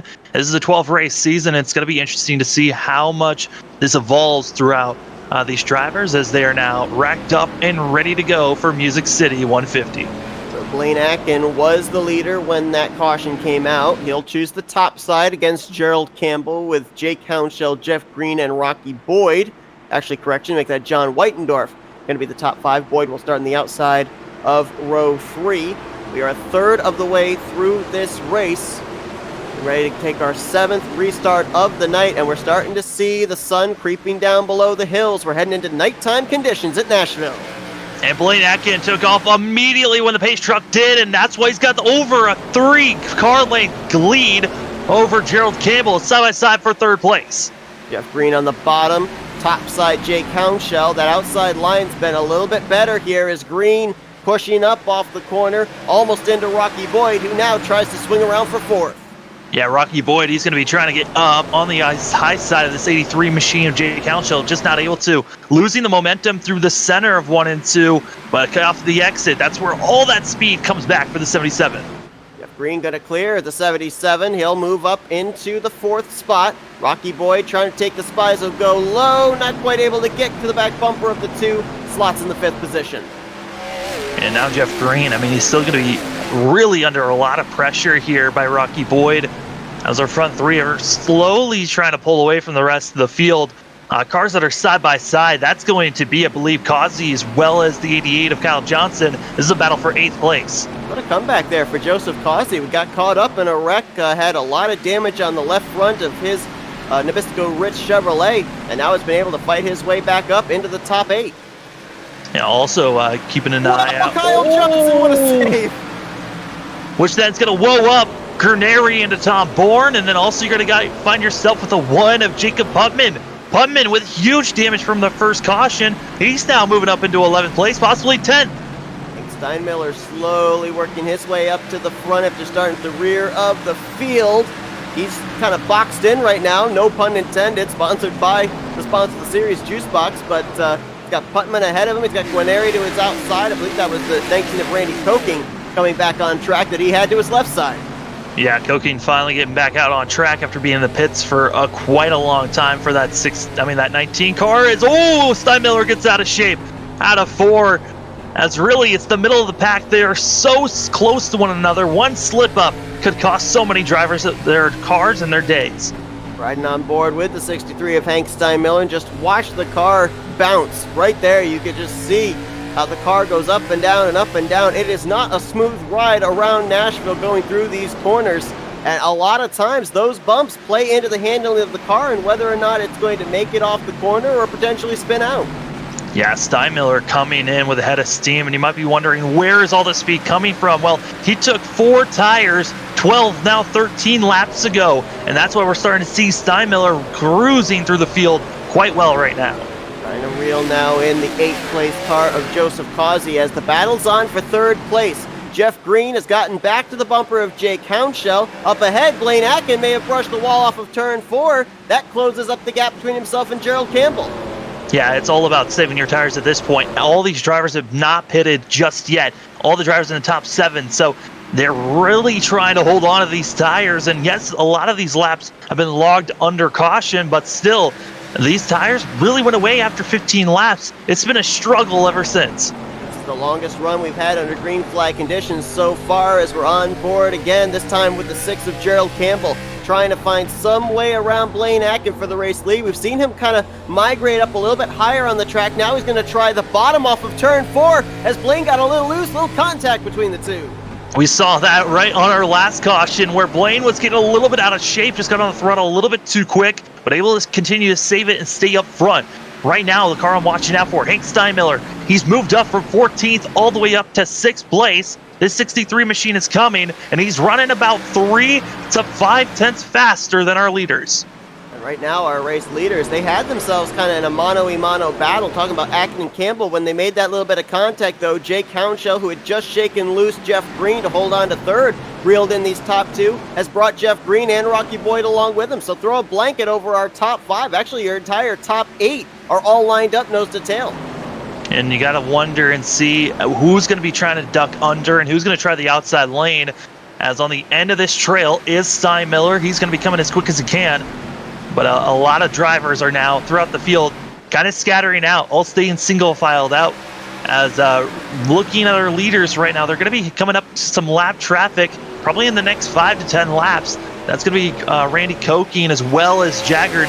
Those are the 2 machines that our leaders should be coming up to here, like I said, in the next 5 to 10 laps. But they are all close to one another right now in our top 6. And as we're approaching that lap 75 mark, this is kind of putting these leaders in a bit of a rock and hard place situation, just based on the fact that now we know that at some point they're probably going to want to come down pit road, take on those fresh tires, as Rocky Boyd nearly loops it around there out of turn 2.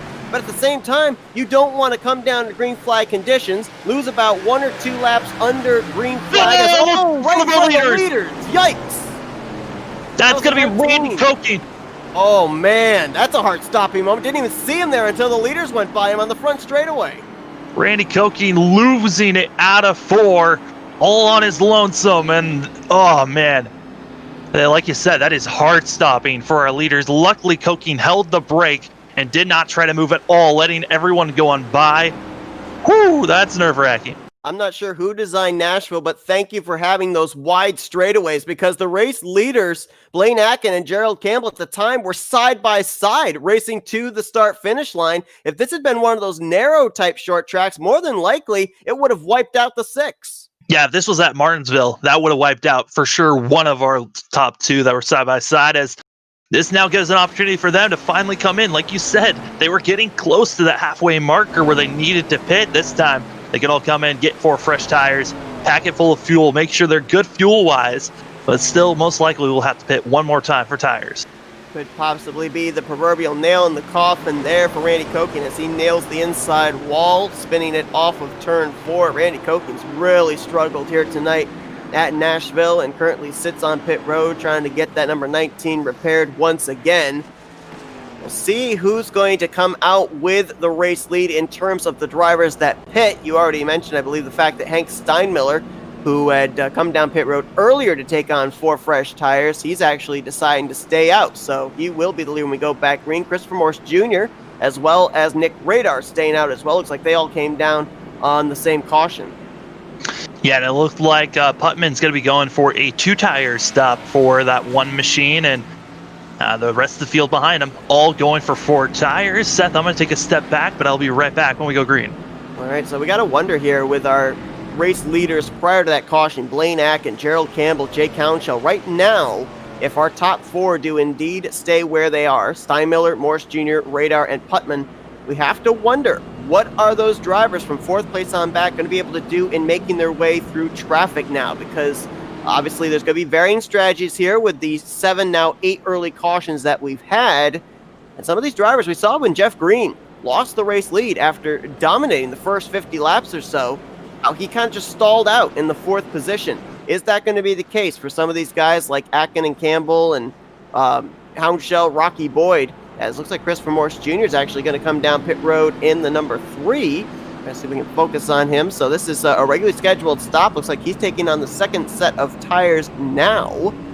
Interesting strategy call here, since this would only leave the 3 car with 1 set of tires remaining. So apparently feeling he wants to give up the track position now and not be at a tire disadvantage to the rest of the drivers that just came down pit road. For Hank Steinmiller and Nick Radar, they're going to be on 25-lap older tires than drivers that are behind them. Of course, Jacob Putman, as Sam alluded to, 2-tire strategy, and then Blaine Atkin, Gerald Campbell, and others all going with 4 fresh tires for the second half of this race.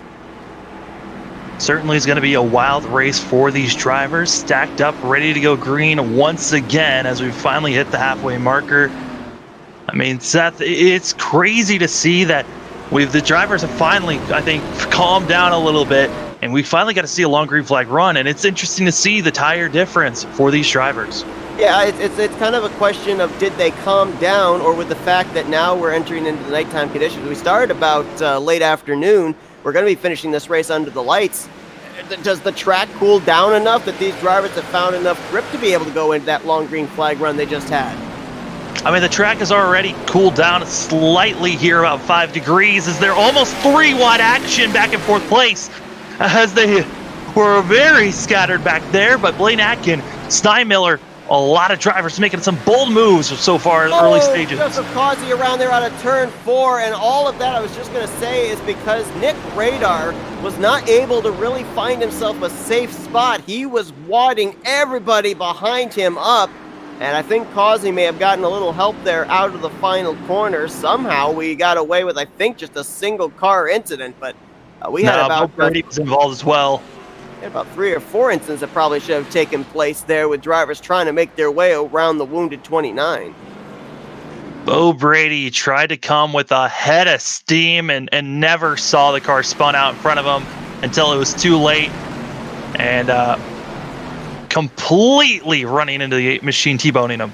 And it was actually the 88 of Kyle Johnson that spun Joseph Causey around. There's the contact you talked about. And wow, you could tell that was an impact because that whole right front tire was kind of facing out the wrong way on the Miller High Life Chevrolet. Yeah, it's still broken at the moment, struggling to limp around this course. As I think it's finally adjusted itself back into placement here, but heavy damage for Bo Brady, who is going to be trying to stay out as long as he can. But man, that 20 machine, I don't know how it is still alive after how hard that contact was. Blaine Atkin answered my question pretty quickly about how some of these guys on the fresher tires will be able to cut their way through traffic. Blaine Atkin made his way from 5th up to the race lead in a matter of maybe 2 corners. Yeah, it was very easy. He took off, went to the high side, and just passed everyone with ease for that 05 machine. And like you said, Radar was the one that really clogged everyone up, not able to really get out of the way at all with those older tires. And it's going to be interesting again because Radar is still out there on the much older laps on those tires, and as well as Steinmiller. But Steinmiller, with having the lead, he was able to take off way quicker. Now being in 2nd place, we'll see how well his tires last here on this restart. We're about 70 laps away from finding out who is going to win the debut race here this evening of the G-Force Racing Series, the Grand National Series, the ARCA Series, if you will. But looking at the schedule, scanning over the schedule that these drivers have as well, and very much like an ARCA schedule, it's an intermingle of short tracks, 1.5 and 2-mile racetracks. I'm looking at some of these short tracks these guys are going to as well. You know, Nashville here tonight, and around near the end of the season, we're going to tracks like Iowa and USA. These are definitely tracks, North Wilkesboro. I mean, that's going to be finishing out the season. These are definitely tracks that are certainly going to play their part into the championship battle. Oh, definitely. They're going to be playing their part. I mean, it's a lot of short tracks that these guys are going to be racing at. I'm really curious to see how the 1.5s are going to work for these drivers and how well some of these drivers that feel like they're more comfortable at short tracks, if that also transfers into the 1.5 courses. You can see that these Gen 4 cars have a rather high spoiler that sticks up into the air. So for some of these guys heading into next week's race, the 1.5 track of Charlotte, they're probably going to have a little bit of a question mark in their head of, I'm taking this corner and not slideways going into turn 1 just based on some of these guys that took part in the 87 series. So you're right. Going to be interesting to watch how these drivers do when we get to those speedway races like Charlotte, like Auto Club, Las Vegas, Phoenix, a lot of those different tracks going to be coming up somewhere in the next 7 weeks or so. Well, we have the cars racked up, ready to go. Seth, it's been a long one for sure, but still a lot more racing to be seen. Up front, these drivers have been quite aggressive, and I'm mostly nervous about Blaine Atkin, as he's shown a couple of times getting loose out of 2 and out of 4. Can he continue on the pace as the 05 gets a fantastic restart here, as he's got a lot of drivers on older tires with Steinmiller, who's going to be clogging up the rest of the field, really. Same for Jacob Putman, who's only on 2 fresh right side tires. The driver right now that is the highest behind Blaine Atkin on 4 fresh tires, that is Jake Hounshell, who's just now taking the 3rd position from Steinmiller. Steinmiller is doing a fabulous job. Yes, he's on the much older tires, about 20 or so laps older than the rest of the field, but he is still holding strong on the outside, only dropping back to 6th place at the moment. Remember, Hank Steinmiller had to start this race from the rear of the field as well. Not an easy thing to do at a short track, as he spun out during his qualifying lap. Gerald Campbell looking at the 6th there. He's running a little bit higher on the racetrack going through these corners. Is he looking for clean air? Is that just, do you think, where he's comfortable with his race car? I mean, with the damage that some of these drivers have, moving up into the different air, getting more air into their cars, what they have to do. With the hard front-end damage that some of these drivers will have, the engine temps are going to be screaming up into the higher temps, and could be blowing at any moment for some of them. So sometimes you just got to do what you got to do to try to stay up front. Nick Radar dropping like a rock. That wounded 29 now has fallen back to 14th, as Kyle Johnson just made his way around a car. Want to give a little bit of a shout out to him. How about Ernest King? First time we've seen. Holding the brake and no one hitting him, which, whoo! Seth Harrelson had actually gotten himself back onto the lead lap, was running up as high as 15th place after having some early issues here tonight at Nashville, but a little bit of a loop around there in turn 4 brings out the 10th caution of the night. You know, Seth, you brought it up of Tyler Riggs. He was a driver that, well, like we saw disconnect, was running up in our top 4. And you talked about if we had a lot of cautions coming up, he could find himself on the lead lap. Well, he's going to get lucky dog again with 6 laps down. Now will be only 4. And if more early cautions come out, this could be helping the 26 car get back onto the lead lap. Absolutely. I mean, Tyler Riggs had those internet connection problems, and we've still got about closing in on 60 laps to go. There's no doubt in my mind that we could definitely, as these laps continue to tick away, the aggressiveness is going to kick up. I think we definitely could see at least 4 more cautions getting Tyler Riggs back in the lead lap. The question then is, I mean, that's just one half of the task done, getting back in the lead lap. We've seen just how slowly and methodically Hank Steinmiller has had to work his way from the back up to where he currently is now in the top 10 in the 9th position. How many laps would be left to the 26 of Tyler Riggs if he gets back on the lead lap to be able to make forward progress and get the best possible finish he can? Yeah, I mean, it's going to be very difficult for this 26 machine, but still is possible. I mean, with the fact that didn't really have to worry about tires until recently with changing up to his 4 tires. I mean, Tyler Riggs, he could easily find himself up front, and, he's known to be very quick here at the short tracks. He's shown it off with qualifying up front, and now it's going to be interesting to see, can he survive? Because this middle of the pack has been relentless with bringing out cautions, or cars just beating and banging off one another. Before we had that spin with Harrelson off of 4, was going to give a bit of a shout out here to the 24 of Ernest King. We haven't mentioned his name all night long, and that's probably a good thing, meaning that he's been able to keep his nose clean up to this point, making his first start of the season. First time we've seen him in a G4 Sim Racing series since we started broadcasting. And how about Jacob Putman as well? I know that he's up here because of strategy, but let's not forget, he qualified his way up inside of the top 10 earlier on tonight, got involved in a wreck, used this opportunity with some strategy to be able to gain some track position, and doing a very good job here tonight in that Ford Fusion. Yeah, qualified 7th place, up to 2nd place. Putman doing good with the heavily front-end damage one machine here, and going to continue to try to do the best that he can at this moment. Some of our biggest movers and losers so far, Blaine Atkin started in 11th place, are right now leading the course, as well as Hank Steinmiller and Kyle Johnson. They started back in 24th and 25th, running 9th and 10th for both those drivers. Biggest loser, Tyler Riggs right now, who has started 2nd back in 23rd. Right now, looks like we got 24 drivers that are still running on the track. 22 of them currently on the lead lap, waiting to see if that actually is going to stay, because the 5 is actually going to get the wave around here. So yes, it will be 22 cars on the lead lap when we go back green. Two drivers officially at this point out of the race that took the green to start this event, AJ DeMarzo and Eric Schaefer, finishing in 25th and 26th. Are you surprised based on the fact that these drivers didn't have a faster pair to fall back on? We've seen a number of cars get torn up working our 10th caution of the night, that we still have 24 of our original 26 drivers still out here. I'm kind of not surprised. These cars have shown to be very durable, and they continue to be so, as Blaine Atkin trying a different strategy out. He woed up, stalling everyone else out, but then takes off once he gets straight. Great. I mean, this is what Blaine Atkins was doing in the 87 series, and he continues it on here in the ARCA. Very good at the restarts. You're absolutely right. As Gerald Campbell gets around Jake Houshell, and it's Tyler Riggs, along with Seth Harrelson and Robert Hedges off of turn 2. Talked about that it was going to be a rough time trying to get through this field, and once again, it was shown. Oh, that was the 9 that spun around at first, and then Tyler Riggs spins as well, and Seth Harrelson. I mean, those were 3 different instances of drivers just spinning on their own. I don't think any of them hit the wall. Interesting thing is, too, at tracks like this, and people may not realize it, if you look here at the incident with Hedges going around, there's Harrelson getting a little piece of it, Tyler Riggs as well. There's a thing about these particular tracks where you get off the throttle to avoid hitting another driver, and it's almost like the weight doesn't go into the front end of the race car, and that's what loops the car around. You're getting off the throttle to avoid a wreck, but at the same time, it gets your car light, and that's why we saw the 26 spin around in the back. Yeah, and you're just trying to make sure that you don't cause any more damage if you start spinning, so locking up the brakes is your best option once you start going around, as that's what we saw from all 3 of those drivers.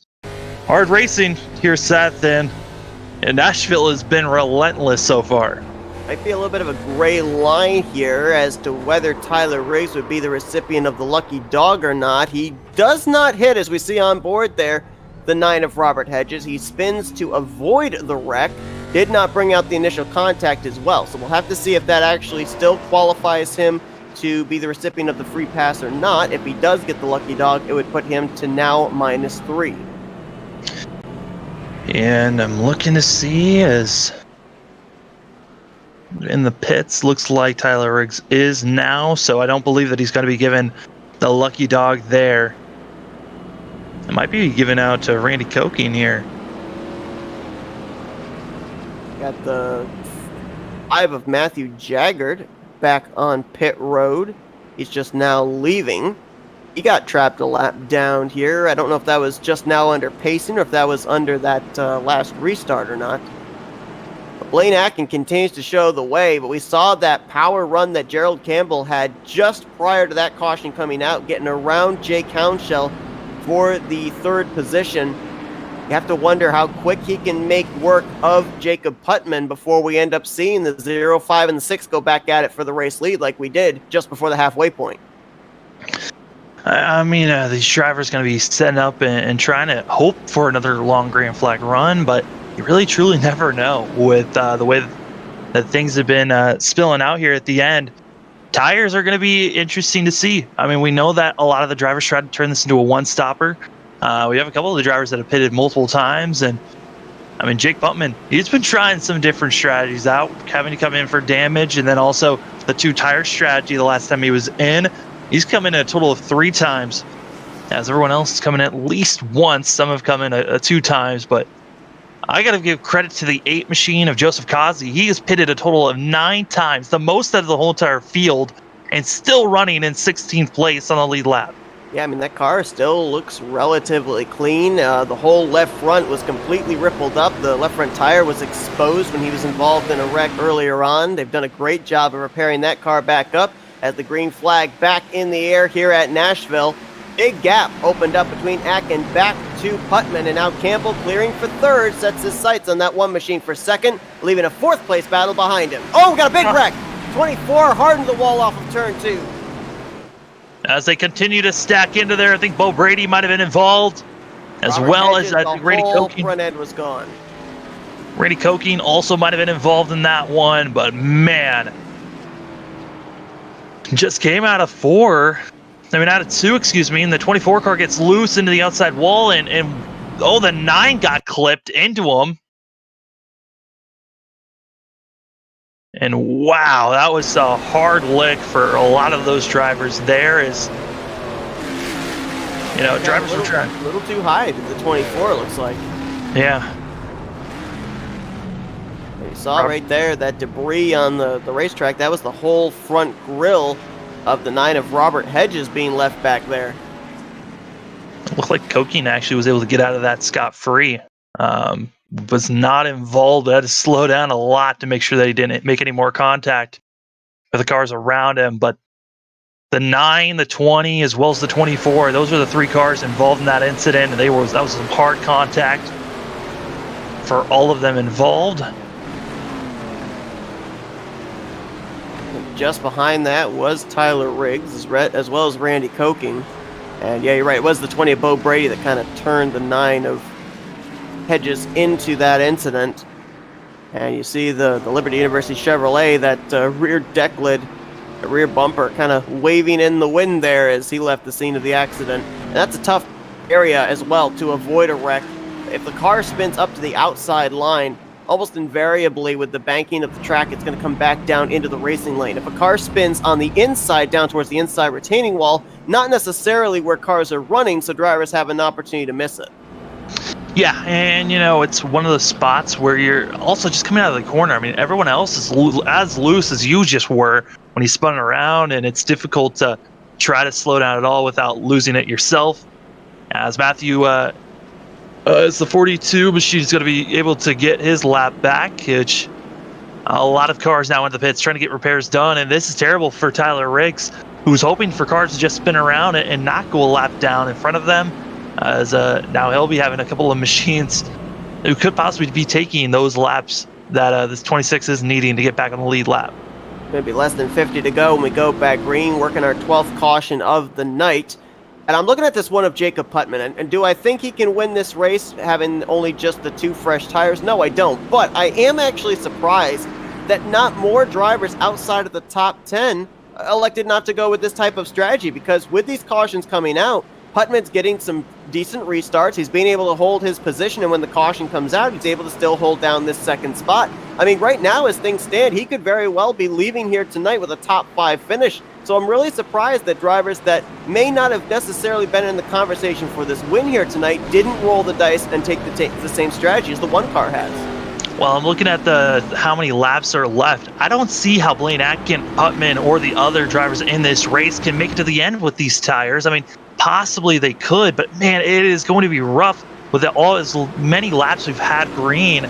We've been green a lot more on this second half of this race than we were on the first. Paint truck is off, and Blaine Atkin playing a little trickery there for the drivers. But I'm interested to see how the admins are going to judge that, as it looked like Atkin might have came up before crossing the line.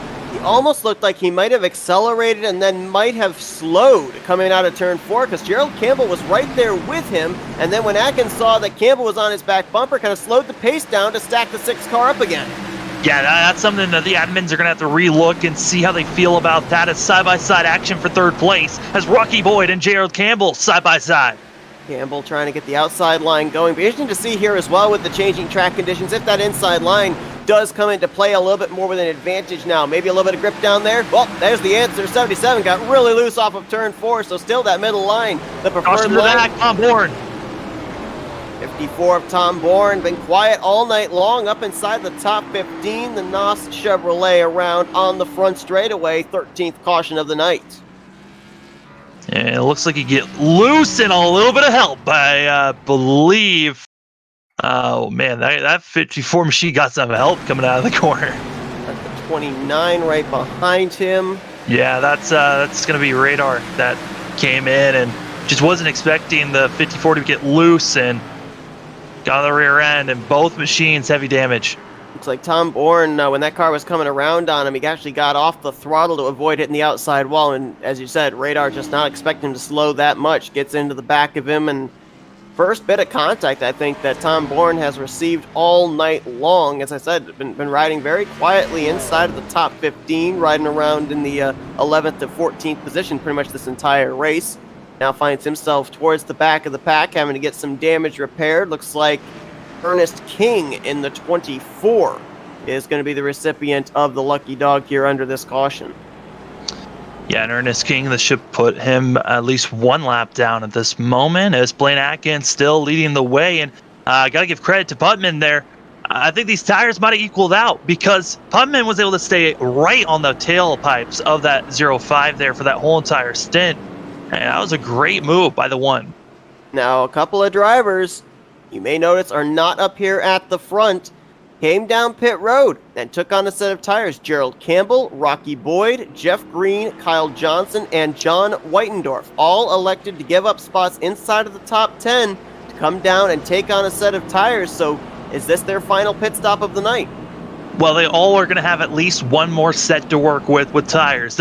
With them staying out until lap 70 before they came into the pits, they gave them 2 extra sets to work with, and I think this is a brilliant call on all those drivers. As we saw with Hank Steinmiller when he was driving through the field when everyone else was on about 30-lap old tires, he easily cruised through everyone else. And this is actually going to be around 40-lap tire difference between the drivers that just came in and our leaders. So expect Gerald Campbell and others trying to make a very quick movement through the field. And that's if we stay green.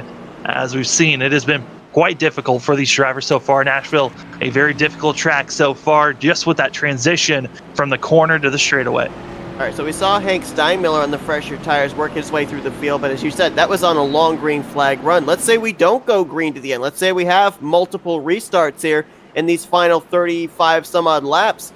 Does that mean that the pressure is on for Gerald Campbell, Rocky Boyd, Kyle Johnson, and others to get tremendous restarts and pick up as many spots as possible before that next caution comes out? I think the more the pressure is on just to avoid the wreck if something happens around you. They're going to be dead center in the middle of the field and further back. They're going to be around all the danger zones so far in this race.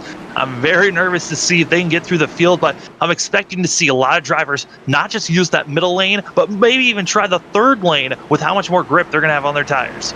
Those 5 drivers coming to pit road. The top 10 landscape has completely changed. It's Atkin leading, Putman second, Jake Hounshell third, Anthony Guarneri is now fourth, Christopher Morse Jr. up inside the top 5 for the first time tonight in fifth, Dallas Myhand in sixth, Nick Radar seventh, Bo Grady will be in eighth, followed by Jerry Parker and Jason Hounshell. I mean, there's about 4 names up here we haven't mentioned in the top 10 all night long. Yeah, I'm excited to see how things are going to go as Blaine Atkin once again coming in front of Putman. And that's a move that we've been seeing him do all race long. Already caution to the back. And it's going to be, I think, Rocky Boyd and Seth Harrelson. And remember, Boyd was one of the drivers that gave up the track position for fresh tires. I'm looking to see, and I believe Tyler Riggs was involved in that one as well. Campbell's around the back straightaway as well. And he's just nosed it into the inside wall back there. And I'm curious if he got help with that one. And I think he did. I think the 42 machine came in and absolutely ran into the 6 while they were trying to slow down. You said it. The risk of being at the back. Tyler Riggs did indeed get a piece of the incident with Rocky Boyd. I believe that Randy Koking in the 19 got a piece of it. We're going to go back and take a look first at the incident off turn 4. Oh, we had a car up in the air. I think it might have been the 63 that might have gone up and into the air there. I'm not sure if it was he or the 88. I think it was the 63 of Steinmiller that went up and into the air. Yeah, I mean, so many cars just scattered around there. Campbell's already trying to voice his anger of being absolutely ran over after yellow was thrown out. One of our favorites to win this thing. Kind of is torched out of this race. Now he'll have to try to work his way forward, but man, this has been a wild end of this race as we're still trying to see how cars are going to cycle through this thing. It was actually the 88 of Kyle Johnson, my apologies, that went up and into the air as it was contact between the 5 and the 77 on the restart. Another couple of drivers that did get collected, Tyler Riggs in the 26 and the 19 of Randy Koking, who actually took the commitment cone coming off of pit road all the way with him through turns 1 and 2. We'll take another look at the airborne ride for Kyle Johnson. Yeah, Kyle Johnson, I mean, we talked about that other flip that we had earlier on. That one was kind of a slow roll. This one was probably one of the most aggressive flips that we have seen so far this whole entire race. And that might be one of the most aggressive flips we'll see all season. Now take a look and see what you were talking about, the incident with Gerald Campbell. And while the spin itself wasn't necessarily harmful to him, the fact that then when he was trying to get the car refired, he nosed it down into the inside wall coming off of turn 2, that's probably going to be the damage he's going to have to worry about for the remainder of this race. And Rocky Boyd is going to be hit with an EOL, so he'll be starting at the end of the line after causing that incident. So this is going to be interesting to see. That's one of the first EOLs we've seen all race after a caution, which we're going to be seeing how Rocky Boyd can now find himself working through this field as everyone is trying to get set up and ready to go. As Seth, we kind of had a feeling it's short track racing. In the first part of the season, everyone's trying to get used to how everyone is racing. We're kind of not surprised by how many cautions we've been seeing here tonight. The interesting thing, too, as well, we mentioned it's the first race of the season. It's a clean slate. Well, we're at a short track, and the old moniker, short tracks breed short tempers. You got to bet there's going to be some hurt feelings leaving here tonight, and some of the scores may get settled before we even take the checkered flag for the first race of the season. Yeah, it's going to be a wild end, as this is going to be very interesting to see. Blaine Atkin, Jacob Putman, still your front row. Pace truck is off, and we are green as Blaine Atkin on the outside getting a fantastic launch for himself. Leaves the 83 of Jake Houndshell behind the one of Jacob Putman. That was some pretty wise strategy there, as right now I would say Houndshell up inside this top 4 might be the biggest source of competition Blaine Atkin has. We know Gerald Campbell was up there in the vicinity, but he now finds himself all the way back in the 15th spot. Caution to the back. Joseph Causey in the 8, and a lot of drivers ahead of him on the front straightaway. Campbell again. Hank Steinmiller's been collected in the 63. Ooh, looks like Radar came in hot onto the 20 and spun him around. And then also Steinmiller ran into the 8. Oh my goodness, so many cars after. Looks like the 20 car of Bo Brady. Campbell was involved again. And based off of what I'm seeing here, this was just outside of the top 5. Yeah, I think Brady was running in 7th place at the time. Wow, hard hits there for Steinmiller. Koken gets a piece of it there. The 42 of Jagger gets a piece of it. I think I saw another car. I think it might have been Rocky Boyd getting a little bit of it as well.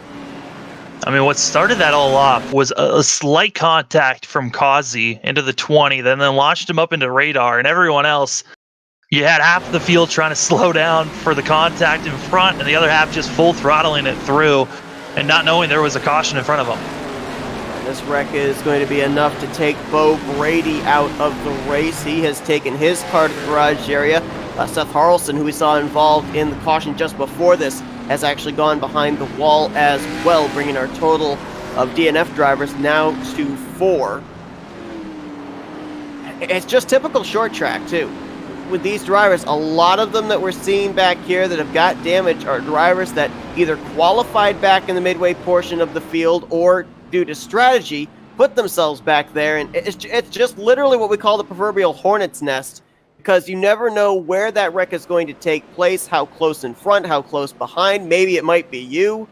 And there's just no warning of knowing where you need to be to avoid that wreck when it happens. No, and the most difficult thing is that it's been out of the corner where you have really the least amount of control when you're coming out of the corner. You really can't duck it down or move high. You're kind of stuck in the lane that you've picked. And so these drivers have nowhere to go until they're about entering the next corner if they want to duck down or not. So this has been quite difficult for a lot of these drivers, but we're just ticking on the cautions more and more, Seth, and we're up to 15. The question is, how many more will we have by the end of this thing? Also, the question is, too, we had about, 20 some odd drivers that were still in the lead lap about 25 laps ago. Since then, with drivers having to come down and repair their race cars, we now only have 16 drivers on the lead lap. Tom Bourne, Joseph Causey, they've fallen a lap down getting damage repaired. Ernest King has spent a couple of laps on pit road getting damage repaired. So, we may end up having as few as 15 drivers on the lead lap when we finish this one out. Yeah, and, it's still possible for us to just have about 10 drivers left in this race. I mean, if we have another massive wreck just like that, here in the next couple of corners. You never know who will still be running. We might see some drivers blow their engines or even have other incidences that cause their cars to be out of this race. Now remember, we told you there were some drivers that came down pit road of our race leaders to take on tires. We've seen a number of them, like Campbell, like Steinmiller. They've run into some issues. However, Jeff Green, he is still up there in the 9th position for this restart. He is the highest inside of the top 10 on fresh tires. So keep an eye on that 2 car here with what happens in these final 25 laps. Yeah, Jeff Green and Rocky Boyd, 2 cars I've got my eyes out on if they can keep us green for a bit. Green flag back to the air. Blaine Atkins, Jacob Putman, as Putman now under a lot of fire as they're side by side for 3rd and 4th place. Christopher Morse Jr., the Intimidator black and white Goodwrench Chevrolet, trying to take that 4th position away from Anthony Guarneri, another driver that's been silent here tonight, but up at the front when it matters the most. He'll take the 4th position, it looks like, going into turn 1, bringing Dallas Myhand along with him. Here comes Jeff Green, though. He's going to be sitting behind Dallas Myhand in 7th place. With those fresher tires behind him, Rocky Boyd, Houndshell, as well as Whitendorf. We're almost 3 wide for a second there. Yeah, the field is kind of spread out right now. Looking at Jeff Green, he's the last car in this group. Then it's about 0.8 of a second back to Rocky Boyd, Houndshell, and others who are battling for 8. And I believe it might be the 5 of Matthew Jagger bringing out this yellow. It's either Jagger. No, it's the 24. After getting absolutely ran over by the 9, the 24 machine launched into the inside wall, bringing out another caution here today. And you can tell by the damage on the front end of his Chevrolet, it was not a light hit by any stretch of the imagination.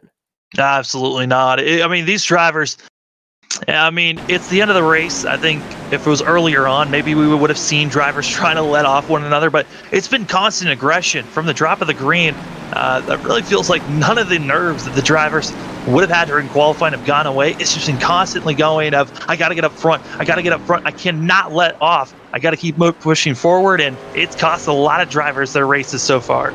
Is it of the mentality where we know that at the early stages of a season, if you have a good run, you're more than likely going to gain 8, 9, 10 spots in the standings as opposed to maybe 2 or 3 later on in the season? These drivers, they're thinking, I got to set the pace now. At the beginning of the season, I've got to set the pace with a good run now, so that way I'm going to find myself up there inside the top 5, inside the top 10, based on the point system we've got when we eventually get down to the final 5 or so races of the season. Yeah, and also it's a shorter season. It's only 12 races that these drivers are going to be running for, so it's a lot of I need to run well and consistent and get up front. But it's been almost the same drivers every single time that we look back that have just been running people over, and they're trying their best to just keep up with the pace, but it's so difficult when you're trying to react almost instantly and you're right in an awful spot every time. Well, folks, we are about 20 laps away from finishing out tonight's Music City 500, I should say, at Nashville Fairgrounds. Next week, these drivers are going to be heading to Charlotte Motor Speedway for the Richmar Florist 150 100 laps in a day race at the D-shaped 1.5 miles, and hopefully they'll be able to get the short track jitters out here tonight, settle into a long green flag run, which 1.5 miles are known for next week. But yeah, definitely these drivers have not been afraid to use their race cars here tonight as a battering ram. We've seen a lot of contact here this evening. There's very few cars in the field this evening that have no damage whatsoever. Maybe the cleanest cars I can see right now are all up towards the front. Blaine Atkins, Jake Houndshell, Christopher Morse Jr., Dallas Myhand. Those cars look relatively clean. Yeah, and even though you're clean up front, doesn't mean that you're safe. There's still the possibility of seeing cars. We've seen it earlier in the race where a car would spin out, and we all saw our front two taken out immediately on our second caution with drivers not holding the brake when cars go on by. So that's something else to keep in the back of our mind of, will we see drivers still thinking, or will it be just, I need to get straight again? Ernest King and Kyle Johnson, you saw those two still sitting on pit road. There goes Jagger getting another of his laps back. Blaine Atkin will take the top. They'll put Jacob Putman on the inside line. So we're going to see what the 3 car can do now of Christopher Morse Jr. He's going to be starting behind the 0.5 of Atkin. Houndshell, again, going to be stuck behind the 2-tire strategy of the 1 of Putman. on that inside line and keeping tabs still on Jeff Green. He's 4th on the inside line, 7th for this restart. Hasn't been able to really move up too much as Jeff Green, as cars are actually going to be stalling out in the back half of the field, but Blaine Atkin able to get a great restart. Putman still follows suit, and side-by-side action between Hounshell and Morse Jr. Caution to the back. Oh, right in the middle of the that's one of field. them. Oh my goodness. That looks like Granary was the one that got spun around there, possibly. Actually, I'm wrong. That's Jeff Green. Jeff Green in the 2, Robert Hedges in the 9, I think was around where that started. And now Jeff Green's got some pretty extensive left front damage on his Chevrolet. And it just looked like Rocky Boyd never really knew how to hold on to his car coming down the front stretch, and got in front of the 2, and Jeff Green had nowhere to go really except for to run through the 77, which then caused all of the carnage. Yeah, you see right there. They were locked into one another. They were, yeah. It looked like Jeff Green was into the back bumper, as you said, net-coded into the back bumper of Rocky Boyd before they even got to turn 1 entry. Yeah, they were latched onto one another, and there was nothing that either one of those drivers could have done in that moment, with the bumpers just locking onto one another. And we also saw Tom Bourne that was involved in that one. I believe the car that was able to get through that was the 33 machine. I believe also Steinmiller was involved. But man. Another driver collected up was the 6 of Gerald Campbell. Got a piece, I think, of the back of Jeff Green coming off of turn 2 on the inside line. Yeah, Campbell, he's ever since he did that late pit stop with 50 to go, he's been caught up on almost every single accident so far. Also Kokine had a hard contact as well in that 19 car. It's right on board with Whitendorf, and watch this miss going into turn 1. Now in the 7th position because of this avoidance, and whoa, I mean, normally if I were the driver of the car, I would have kept going low to try and avoid. Well, he made the right decision, turning that car back to the right, going around the outside of the incident. Yeah, if he went low, I mean, that is the one instinct that a lot of drivers have, is go low, just to try to avoid things. If he went low, he would have been right in the middle of all of that. Whitendorf, a very smart move to go on the high side and just slow down, wait for the carnage to move away from you, and able to get by in that 33 machine, like you said, up to 7th place. And I'm not expecting any of these drivers so far up front to really have a choice or even ever think about pitting, with the way that the back half of the field has been just in carnage since lap 50 and almost the whole entire race. Of the drivers that we were highlighting that had come down pit road and we were going to try and watch their forward progress through the field, Jeff Green was amongst the last of them. He got caught up in this one. There is one left, and it's the driver we're just on board with, John Whitendorf. He's got about 35 lap fresher tires than the 6 drivers up ahead of him. Going to be restarting in 7th. And despite getting involved in that wreck, Gerald Campbell still staying out there. Did not come down and repair that left front damage. He's going to be restarting in 9th place. I just don't know how up to speed that car is, as opposed to just how strong he was in the early stages. But trying to see if we can get that DuPont Chevrolet at least back up inside of the top 5, as we're going to go back green flag racing with 11 laps to go here tonight at Nashville. There's going to be one attempt at a green-white checkered if we need it. But right now, these drivers up front want this thing to go green. Blaine Atkin feeling comfortable. But can Jacob Putman make any moves here in the 1 machine as our green flag out of the air? Atkin going to get the jump. Putman slots down in 2nd. So Jake Hounshell, I thought maybe being the inside line, could hang with the 0-5. Not the case. He now falls back to Christopher Morse Jr. as well as Anthony Guarneri and Dallas Myhan. Putman's there. He's going to get right on the back bumper of the 0-5, trying to push him up. And here goes Putman in the 1 on the inside. This is 2 tires on the bottom against 4 tires on the top, but you have to wonder maybe if the tires have evened out since they've been to pit road. And you also got to keep your eye out on Jacob Hounshell in 3rd if any contact happens up front. As here goes Putman once again, has caution in the back. Caution's going to come out. It's going to be Rocky Boyd in the 77, bringing out yet another yellow off of turn 2.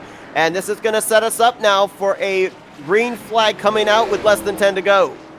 Yeah, it looks like he's going to just lose it on the bumps on the exit of 2, all by his lonesome in the inside wall. And just a solo spin right there.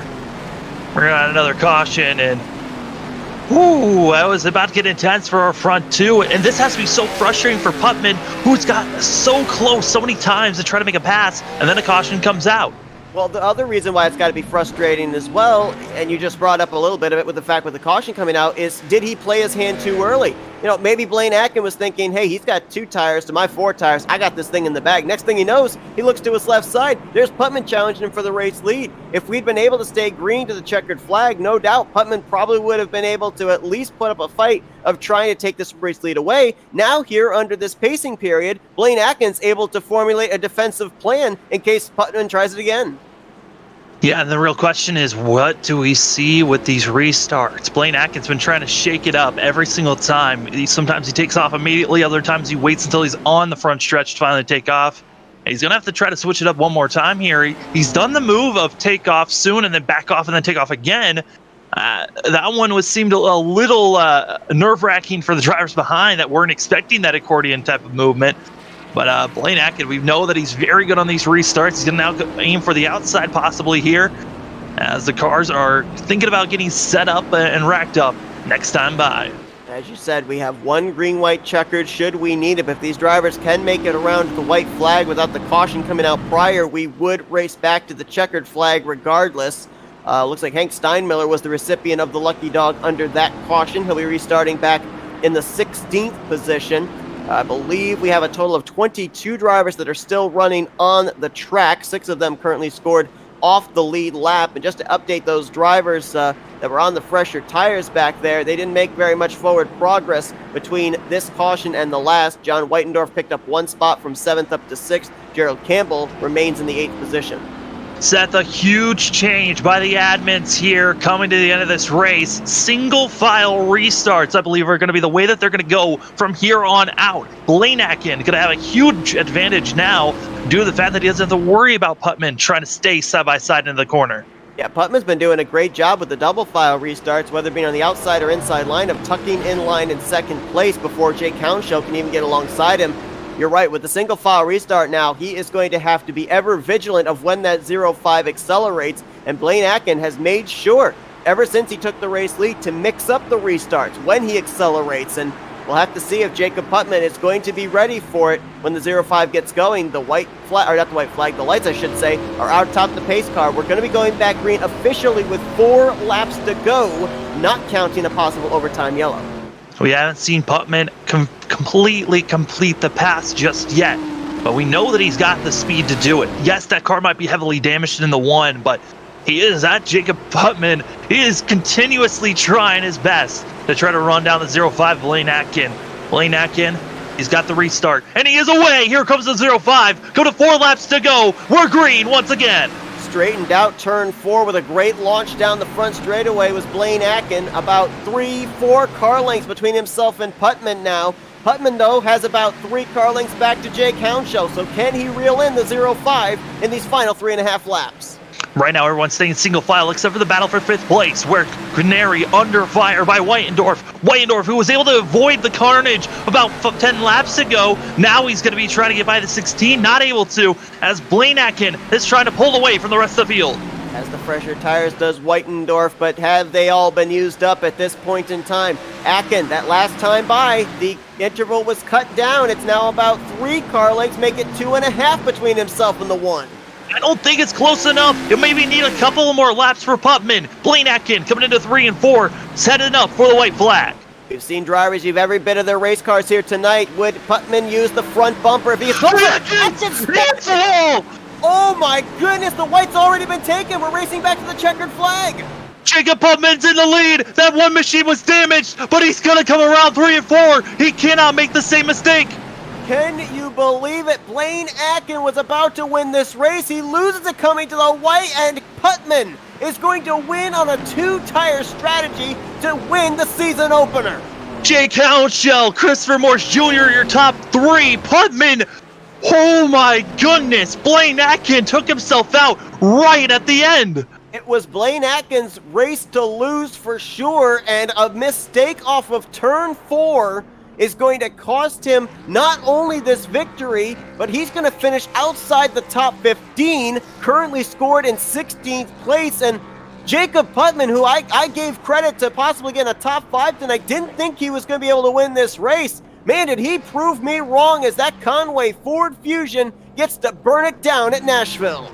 Blaine Atkin out of fourth on that transition that we talked about all race long. Blaine Atkin got loose so many times tonight. He saved it every single time, but the lap that it mattered the most, he could not save it for the 0-5. We knew that Nashville here tonight, just based on the early cautions we had, just based on the fact a lot of our front runners ran into trouble at the midway point, we knew it was going to play its part into tonight's race. But little did we know it was going to be the final corner coming to the white flag, that it was going to change the dominant car of the day to a driver outside of the top 15 and have the second place car inherit this race win. From first back to 16th, that's where the 0-5 finished. But Jacob Putman, I mean, with being involved in the first accident, had to spend so much time on pit road trying to get it repaired for the first half of this race, had enough engine, had enough tires, and was there to capitalize on the 0-5's mistake. We're going to take a look back here once again at the incident involving Blaine Atkin. No contact with any other driver. Sam, you called it. The incident being the track itself upsetting the race car out of the final corner. And there it was, right there. You see it step out just the least little bit. He tries to save it. And incredible enough as well, the fact that that car spun going into turn 1 and everybody was able to avoid it. Well, yeah, I'd say that. Nope, somebody did get him. I can't tell who that was, but there was one driver that got him. There was a little bit of contact there at the end, but man, that was it went from oh yeah, Blaine Atkin got this to, oh my goodness, Jacob Putman has the lead now. I mean, just a complete shock of unknowingness there at the end. But holy moly, that is a way to start a season off. No doubt about it. Jacob Putman, the winner here tonight. You know, we talked about drivers that were new faces coming into this series that we hadn't seen over in the 87 series. Jacob Putman is one of them. You got to think now, we're going to be keeping an eye on him. We get to these other short tracks. Houndshell finishing in second. Christopher Morse Jr., another of those drivers that didn't have the best of qualifying results as we expected. He slowly worked his way up to a podium finish. Anthony Guarneri, John Whitendorf, your top 5. Dallas Myhan in 6th. How about Jared Campbell? Talk about a comeback run for him after he got involved in about 2 or 3 wrecks in the second half of this race. He'll get 7th. Jason Houndshell. So the Houndshells bring it home top 10. Both of them 8th for Jason. Jeff Green, after starting on pole, he's going to finish back in 9th. And how about Nick Radar? I mean, there were so many beaten and battered race cars back there. Somebody with all the incident we had was going to salvage a top 10 tonight, and it was that 29 car. Yeah, it's surprising to see Radar still running after all the carnage that he was involved in, but that 29 machine still kicking and able to make it to the end. A couple of drivers that didn't even get to take time in their qualifying session due to wrecking. Hank Steinmiller from the back up to 12th. Robert Hedges from the back up to 15th. So great performances for both of those drivers. And you look on down here through the rest of the drivers that ran into some hardships here tonight. And quite a number of them there. A number of them not finishing out this race from about Bo Brady on down were the drivers that did not make it to the conclusion of tonight's event. As drivers are filing all over the place. I don't believe that we have our winner of Putman in for interviews, but we certainly do have our third and second driver ready for interviews. All right, let's kick things off then with the third place finisher, Christopher Morse Jr. Hey, Chris, it's Sam and Seth up here in the Flatout Racing Network studios. You got us? I got you guys. What's going on? Wow, what a crazy race to start out the season here tonight at Nashville. We saw a lot of early cautions. We saw a lot of beating and banging. We saw a little bit of a long green flag run. But, man, how difficult was it in twofold to first work your way through the field up to where you eventually finished in third, and 2, be able to figure out what type of pit strategy you wanted to have based on how the cautions fell? I wish I could say I planned any of it out. I really was just trying to pay attention to who was causing all the crashes because it was getting really frustrating.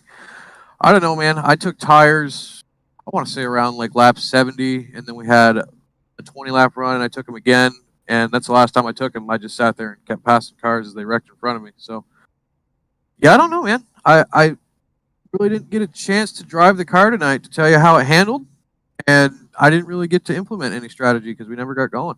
unfortunately. Yeah, I mean, Chris, that was a wild race for sure. But how are you feeling about now leaving Nashville, where it felt like it was just carnage everywhere, to now going to a D shape next week? Yeah, I mean, I'm not completely discouraged. I think next week will be a lot better race. I think we had some new guys tonight. It's a pretty new track. I think a lot. I mean, I didn't touch this track with this car until we started practice tonight, but I just a lot of new guys. We saw some people kind of running over their heads tonight, and just the good news is a lot of the incidents were towards the back. And what I mean is that you saw good racing still at the front when we could go. We got to clear some stuff out, and some people got to show up with their heads on straight next week, and I think they will. You came into this race, Chris, as the defending champion from the 87 series. How important was it for you to kind of set a tone here coming in that defending champion to, kind of say to the other drivers, I'm coming in. I've already got a championship under my belt. I'm going to try and go for another one. Yeah. My big thing is I really feel like if Gerald, Tyler Riggs, Jeff Green, if guys like that had started at the beginning of the 87 season, I probably wouldn't have been sitting in the championship position I was. So, yeah, I definitely want to go out there in this one and prove to them that I can hang with them. Gerald won a ton of races. Jeff's super consistent. Tyler, I think he had some bad luck, but he was really fast. So, yeah, the way the points are set up, especially now with the top three getting bonus points for qualifying, definitely got to be, I think, finishing top 5 week to week for a 12-week season if you want to be doing anything with the championship, and that's what we did. So we'll try to do it again next week. You guys know me, I like the mile and a half. I definitely like Charlotte, so just try to keep going from here. I think some guys have enough speed to where they can have a bad race tonight and they can probably come back, but if you had a bad race tonight and you have a bad race next week, I mean, it's going to be a struggle. Well, Chris, a great run for you here tonight to start off the season. It'll be interesting to see how all of this fallout happens at Charlotte next week, going to a speedway, the mile and a half. And we look forward to seeing what you're able to do there after a great start to your year here this evening at Nashville. We're going to let you do some shout outs now.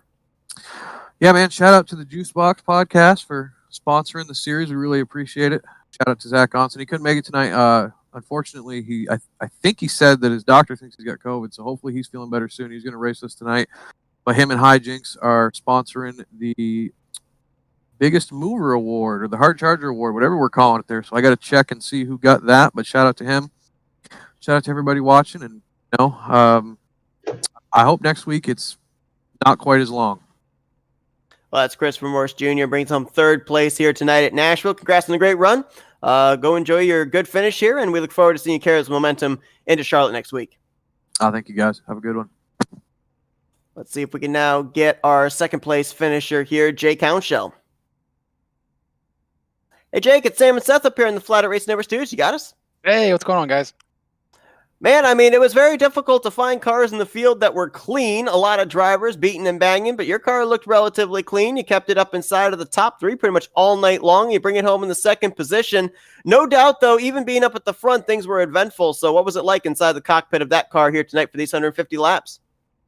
I'm glad I was able to keep it clean. Eventful was, I don't know if that's the word I would use for it. It's kind of boring. We only got a few good laps of real racing. I know me in the 77 and the 3 and some other guys were racing pretty hard, but honestly, I was just trying to keep it level, keep it clean, and not break loose with the corner, because that was a huge problem tonight for a lot of people. We saw you in qualify up at the front. At one point, you were top of the board, and I think you qualified inside of the top 5. How important do you think it was tonight, especially at a short track and for the remaining short tracks in the season, to have that good starting track position? Well, track position here was everything. With all these yellows, you just couldn't race. So I was actually surprised that I had that quick a lap. I did okay in practice, but I wasn't. When I saw all the 0.3s, I wasn't expecting to get a 0.2. But it was that probably made all the difference tonight. Yeah, I mean, Jake, it was a long race for sure for a lot of drivers out there. But I mean, we just were watching you a couple of weeks ago with those 87 machines, and now you're here in the ARCA cars. How is the difference between those two machines for yourself? There's a lot of difference. They're both pretty loose, but I feel like the 87 car, you have to float it a lot more than these do. These grip a little bit better entering the quarter, but they're really snappy loose off. And actually, I never run this car, and this is the first time I ran this track. I just downloaded it today, so this was really, really a surprise.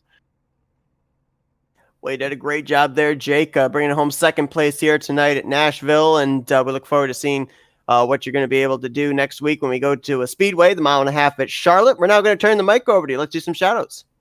I want to thank you guys, FRN, for putting this on. These broadcasts are excellent, and if I have any friends watching, thank you for watching. That's Jake Cownshell. He's going to bring it home second place here this evening at Nashville after a wild one. And as stated, I mean, he never really was outside of the top 5 all night long. Started up in the top 5, finished up inside the top 5, and no doubt going to be one we'll watch when we get to the speedway races. Was definitely a factor in speedway races when we were in the 87 series. Let's go down now to Victory Lane, where Jacob Putman is standing by. Hey, Jacob, it's Sam and Seth up here in the Flatout Racing Network studios. You got us? Yes, sir. Well, man, I mean, first off, I want to go to the strategy call that you made of taking 2 tires. It got you up there into the top 5, and with those cautions coming out, you were able to stay up there. But did you at any point feel like you were at a disadvantage to the drivers around you? Because it looked like you kept pretty good pace. No, I didn't. I know I had a good car. I just had to show it. I mean, man, it came down to that final lap. You were about maybe 2.5 car lengths behind the 05 coming off turn 4 to receive the white flag. Next thing you know, you're in the race lead after Akin loops it around coming to the white flag. So at that point, what's in the forefront of your mind? Is it just to hit your marks? Is it trying to figure out what just happened? I mean, when you have a situation where you move from second to first, I mean, how easy is it to keep your mind focused on the racetrack itself? Yeah, man, I had no clue what just happened. I was like, there's no way he self-spun coming off the 4. Like, I just couldn't believe it. Yeah, I mean, Jacob, it was a hard race for you. It looked like there were multiple times that you were so close to making the pass there on the 07 back in, and then a caution would fly. How was that mentally for you, trying to come back and reset after so many cautions and so many chances to make the pass? It was getting annoying. Like, I knew I had a good car, and I knew I could beat him. I just had to get around him, and I never had enough time to do it. Finally had a chance, and caution came out again, and then we had a good run for the last 5 laps, and he looped it. Well, you know, no doubt you were going to finish in the top 3 regardless tonight, but you're heading into next week as the race winner of the season opener. So how does this set the tone for tracks coming up like Charlotte next week, Richmond in a couple of weeks' time? I mean, I'm just going to do my best. Hopefully I can, get top 5s, and hopefully I can keep the championship. It's a long season. A great start on the road to that there, Jacob. Congrats on your win here tonight at Nashville. We're now going to turn the microphone over to you and let you do any shouts you'd like to. I just want to thank Bo Brady and Kyle Johnson for introducing me to that league about 30 minutes before, they were going green. I just joined, said I'd pay Chris tomorrow, and yeah. Well, Jacob Putman certainly setting the tone here tonight. His first start, his first win here in the Grand National Series for the G-Force Racing Series. So congratulations there, Jacob. We look forward to seeing you carry this into Charlotte next week. For now, go enjoy your win. Thank you, man. Well, no doubt here, Sam. I mean, a season opener, a brand new series, and even a finish that took us completely by surprise. I don't even think we really knew what to call there on that final lap, just based on us thinking that Blaine Akin had this thing wrapped up. Next thing we know, going into turn 1, it's Jacob Putman leading this race. Yeah, I mean, Jacob Putman was catching up to the 05 there at the end. He just needed another possible 3-4 more laps, and then he could have made that pass. But yeah, that was probably one of the most shocking ends to the race. I mean, with the way that this race had been going on with so many cautions, the way that we saw Akin go out, that was so bizarre to see. But at the same time, Nashville was that loose that even our leader, on coming to the white flag, spun it around. So we got drivers that survived Nashville here tonight with decent finishes. We have drivers that obviously want to combat poor performances here tonight. Next week, we go to the D-shaped 1.5 mile of Charlotte Motor Speedway. Is that a track that a number of these drivers you think that struggled here tonight are circling on their calendar as an opportunity to gain spots back they may have lost here tonight? Yeah, I think for some of these drivers, for sure. I mean, Blaine Akin, we know, is going to be up there, up front. Also, Tyler Riggs and Campbell, they're going to be looking for some good runs. Seth Harrelson, who finished back in 24th place, who we've seen be consistent up front during the 87 series. He was showing some decent speed, but was caught up in a lot of issues. You know, a lot of drivers looking for that comeback trail next week. And honestly, it's looking throughout the rest of the field, it's going to be interesting to see. But they're also going to be at the Legacy racetrack, so it's going to be a little bit bumpier for these racers next week. Well, what a crazy way to start out this brand new season for the G-Force Grand National Series, as it is going to be Jacob Putman officially taking the checkered flag in tonight's season opener in the Music City 150. Next week, we're going to be at Charlotte for the Richmar Florist 150, 100 laps during the daytime conditions at the Charlotte Motor Speedway. Sam, appreciate you joining me here tonight. Can't wait for next week to see what happens there. It's always a pleasure there, Seth. Also, we got word from Christopher Morse Jr. about that biggest mover through the field. That's going to go to Anthony Graneri, who moved through the field with 13 positions, the most of everyone. Great run for that 16 machine that finished fourth. So great job there for Anthony Guarneri. We'll see if he can carry that kind of momentum as well into next week at Charlotte Motor Speedway. A lot of drivers with some great momentum, some drivers hoping to get their momentum back. Certainly looking forward to it as we're going to continue coverage here of the Grand National Series next Tuesday night at Charlotte Motor Speedway. For Samuel Dyer, I'm Seth Cole. Enjoy the rest of your Tuesday evening as you've been watching another broadcast here, courtesy this evening of the Flatout Racing Network.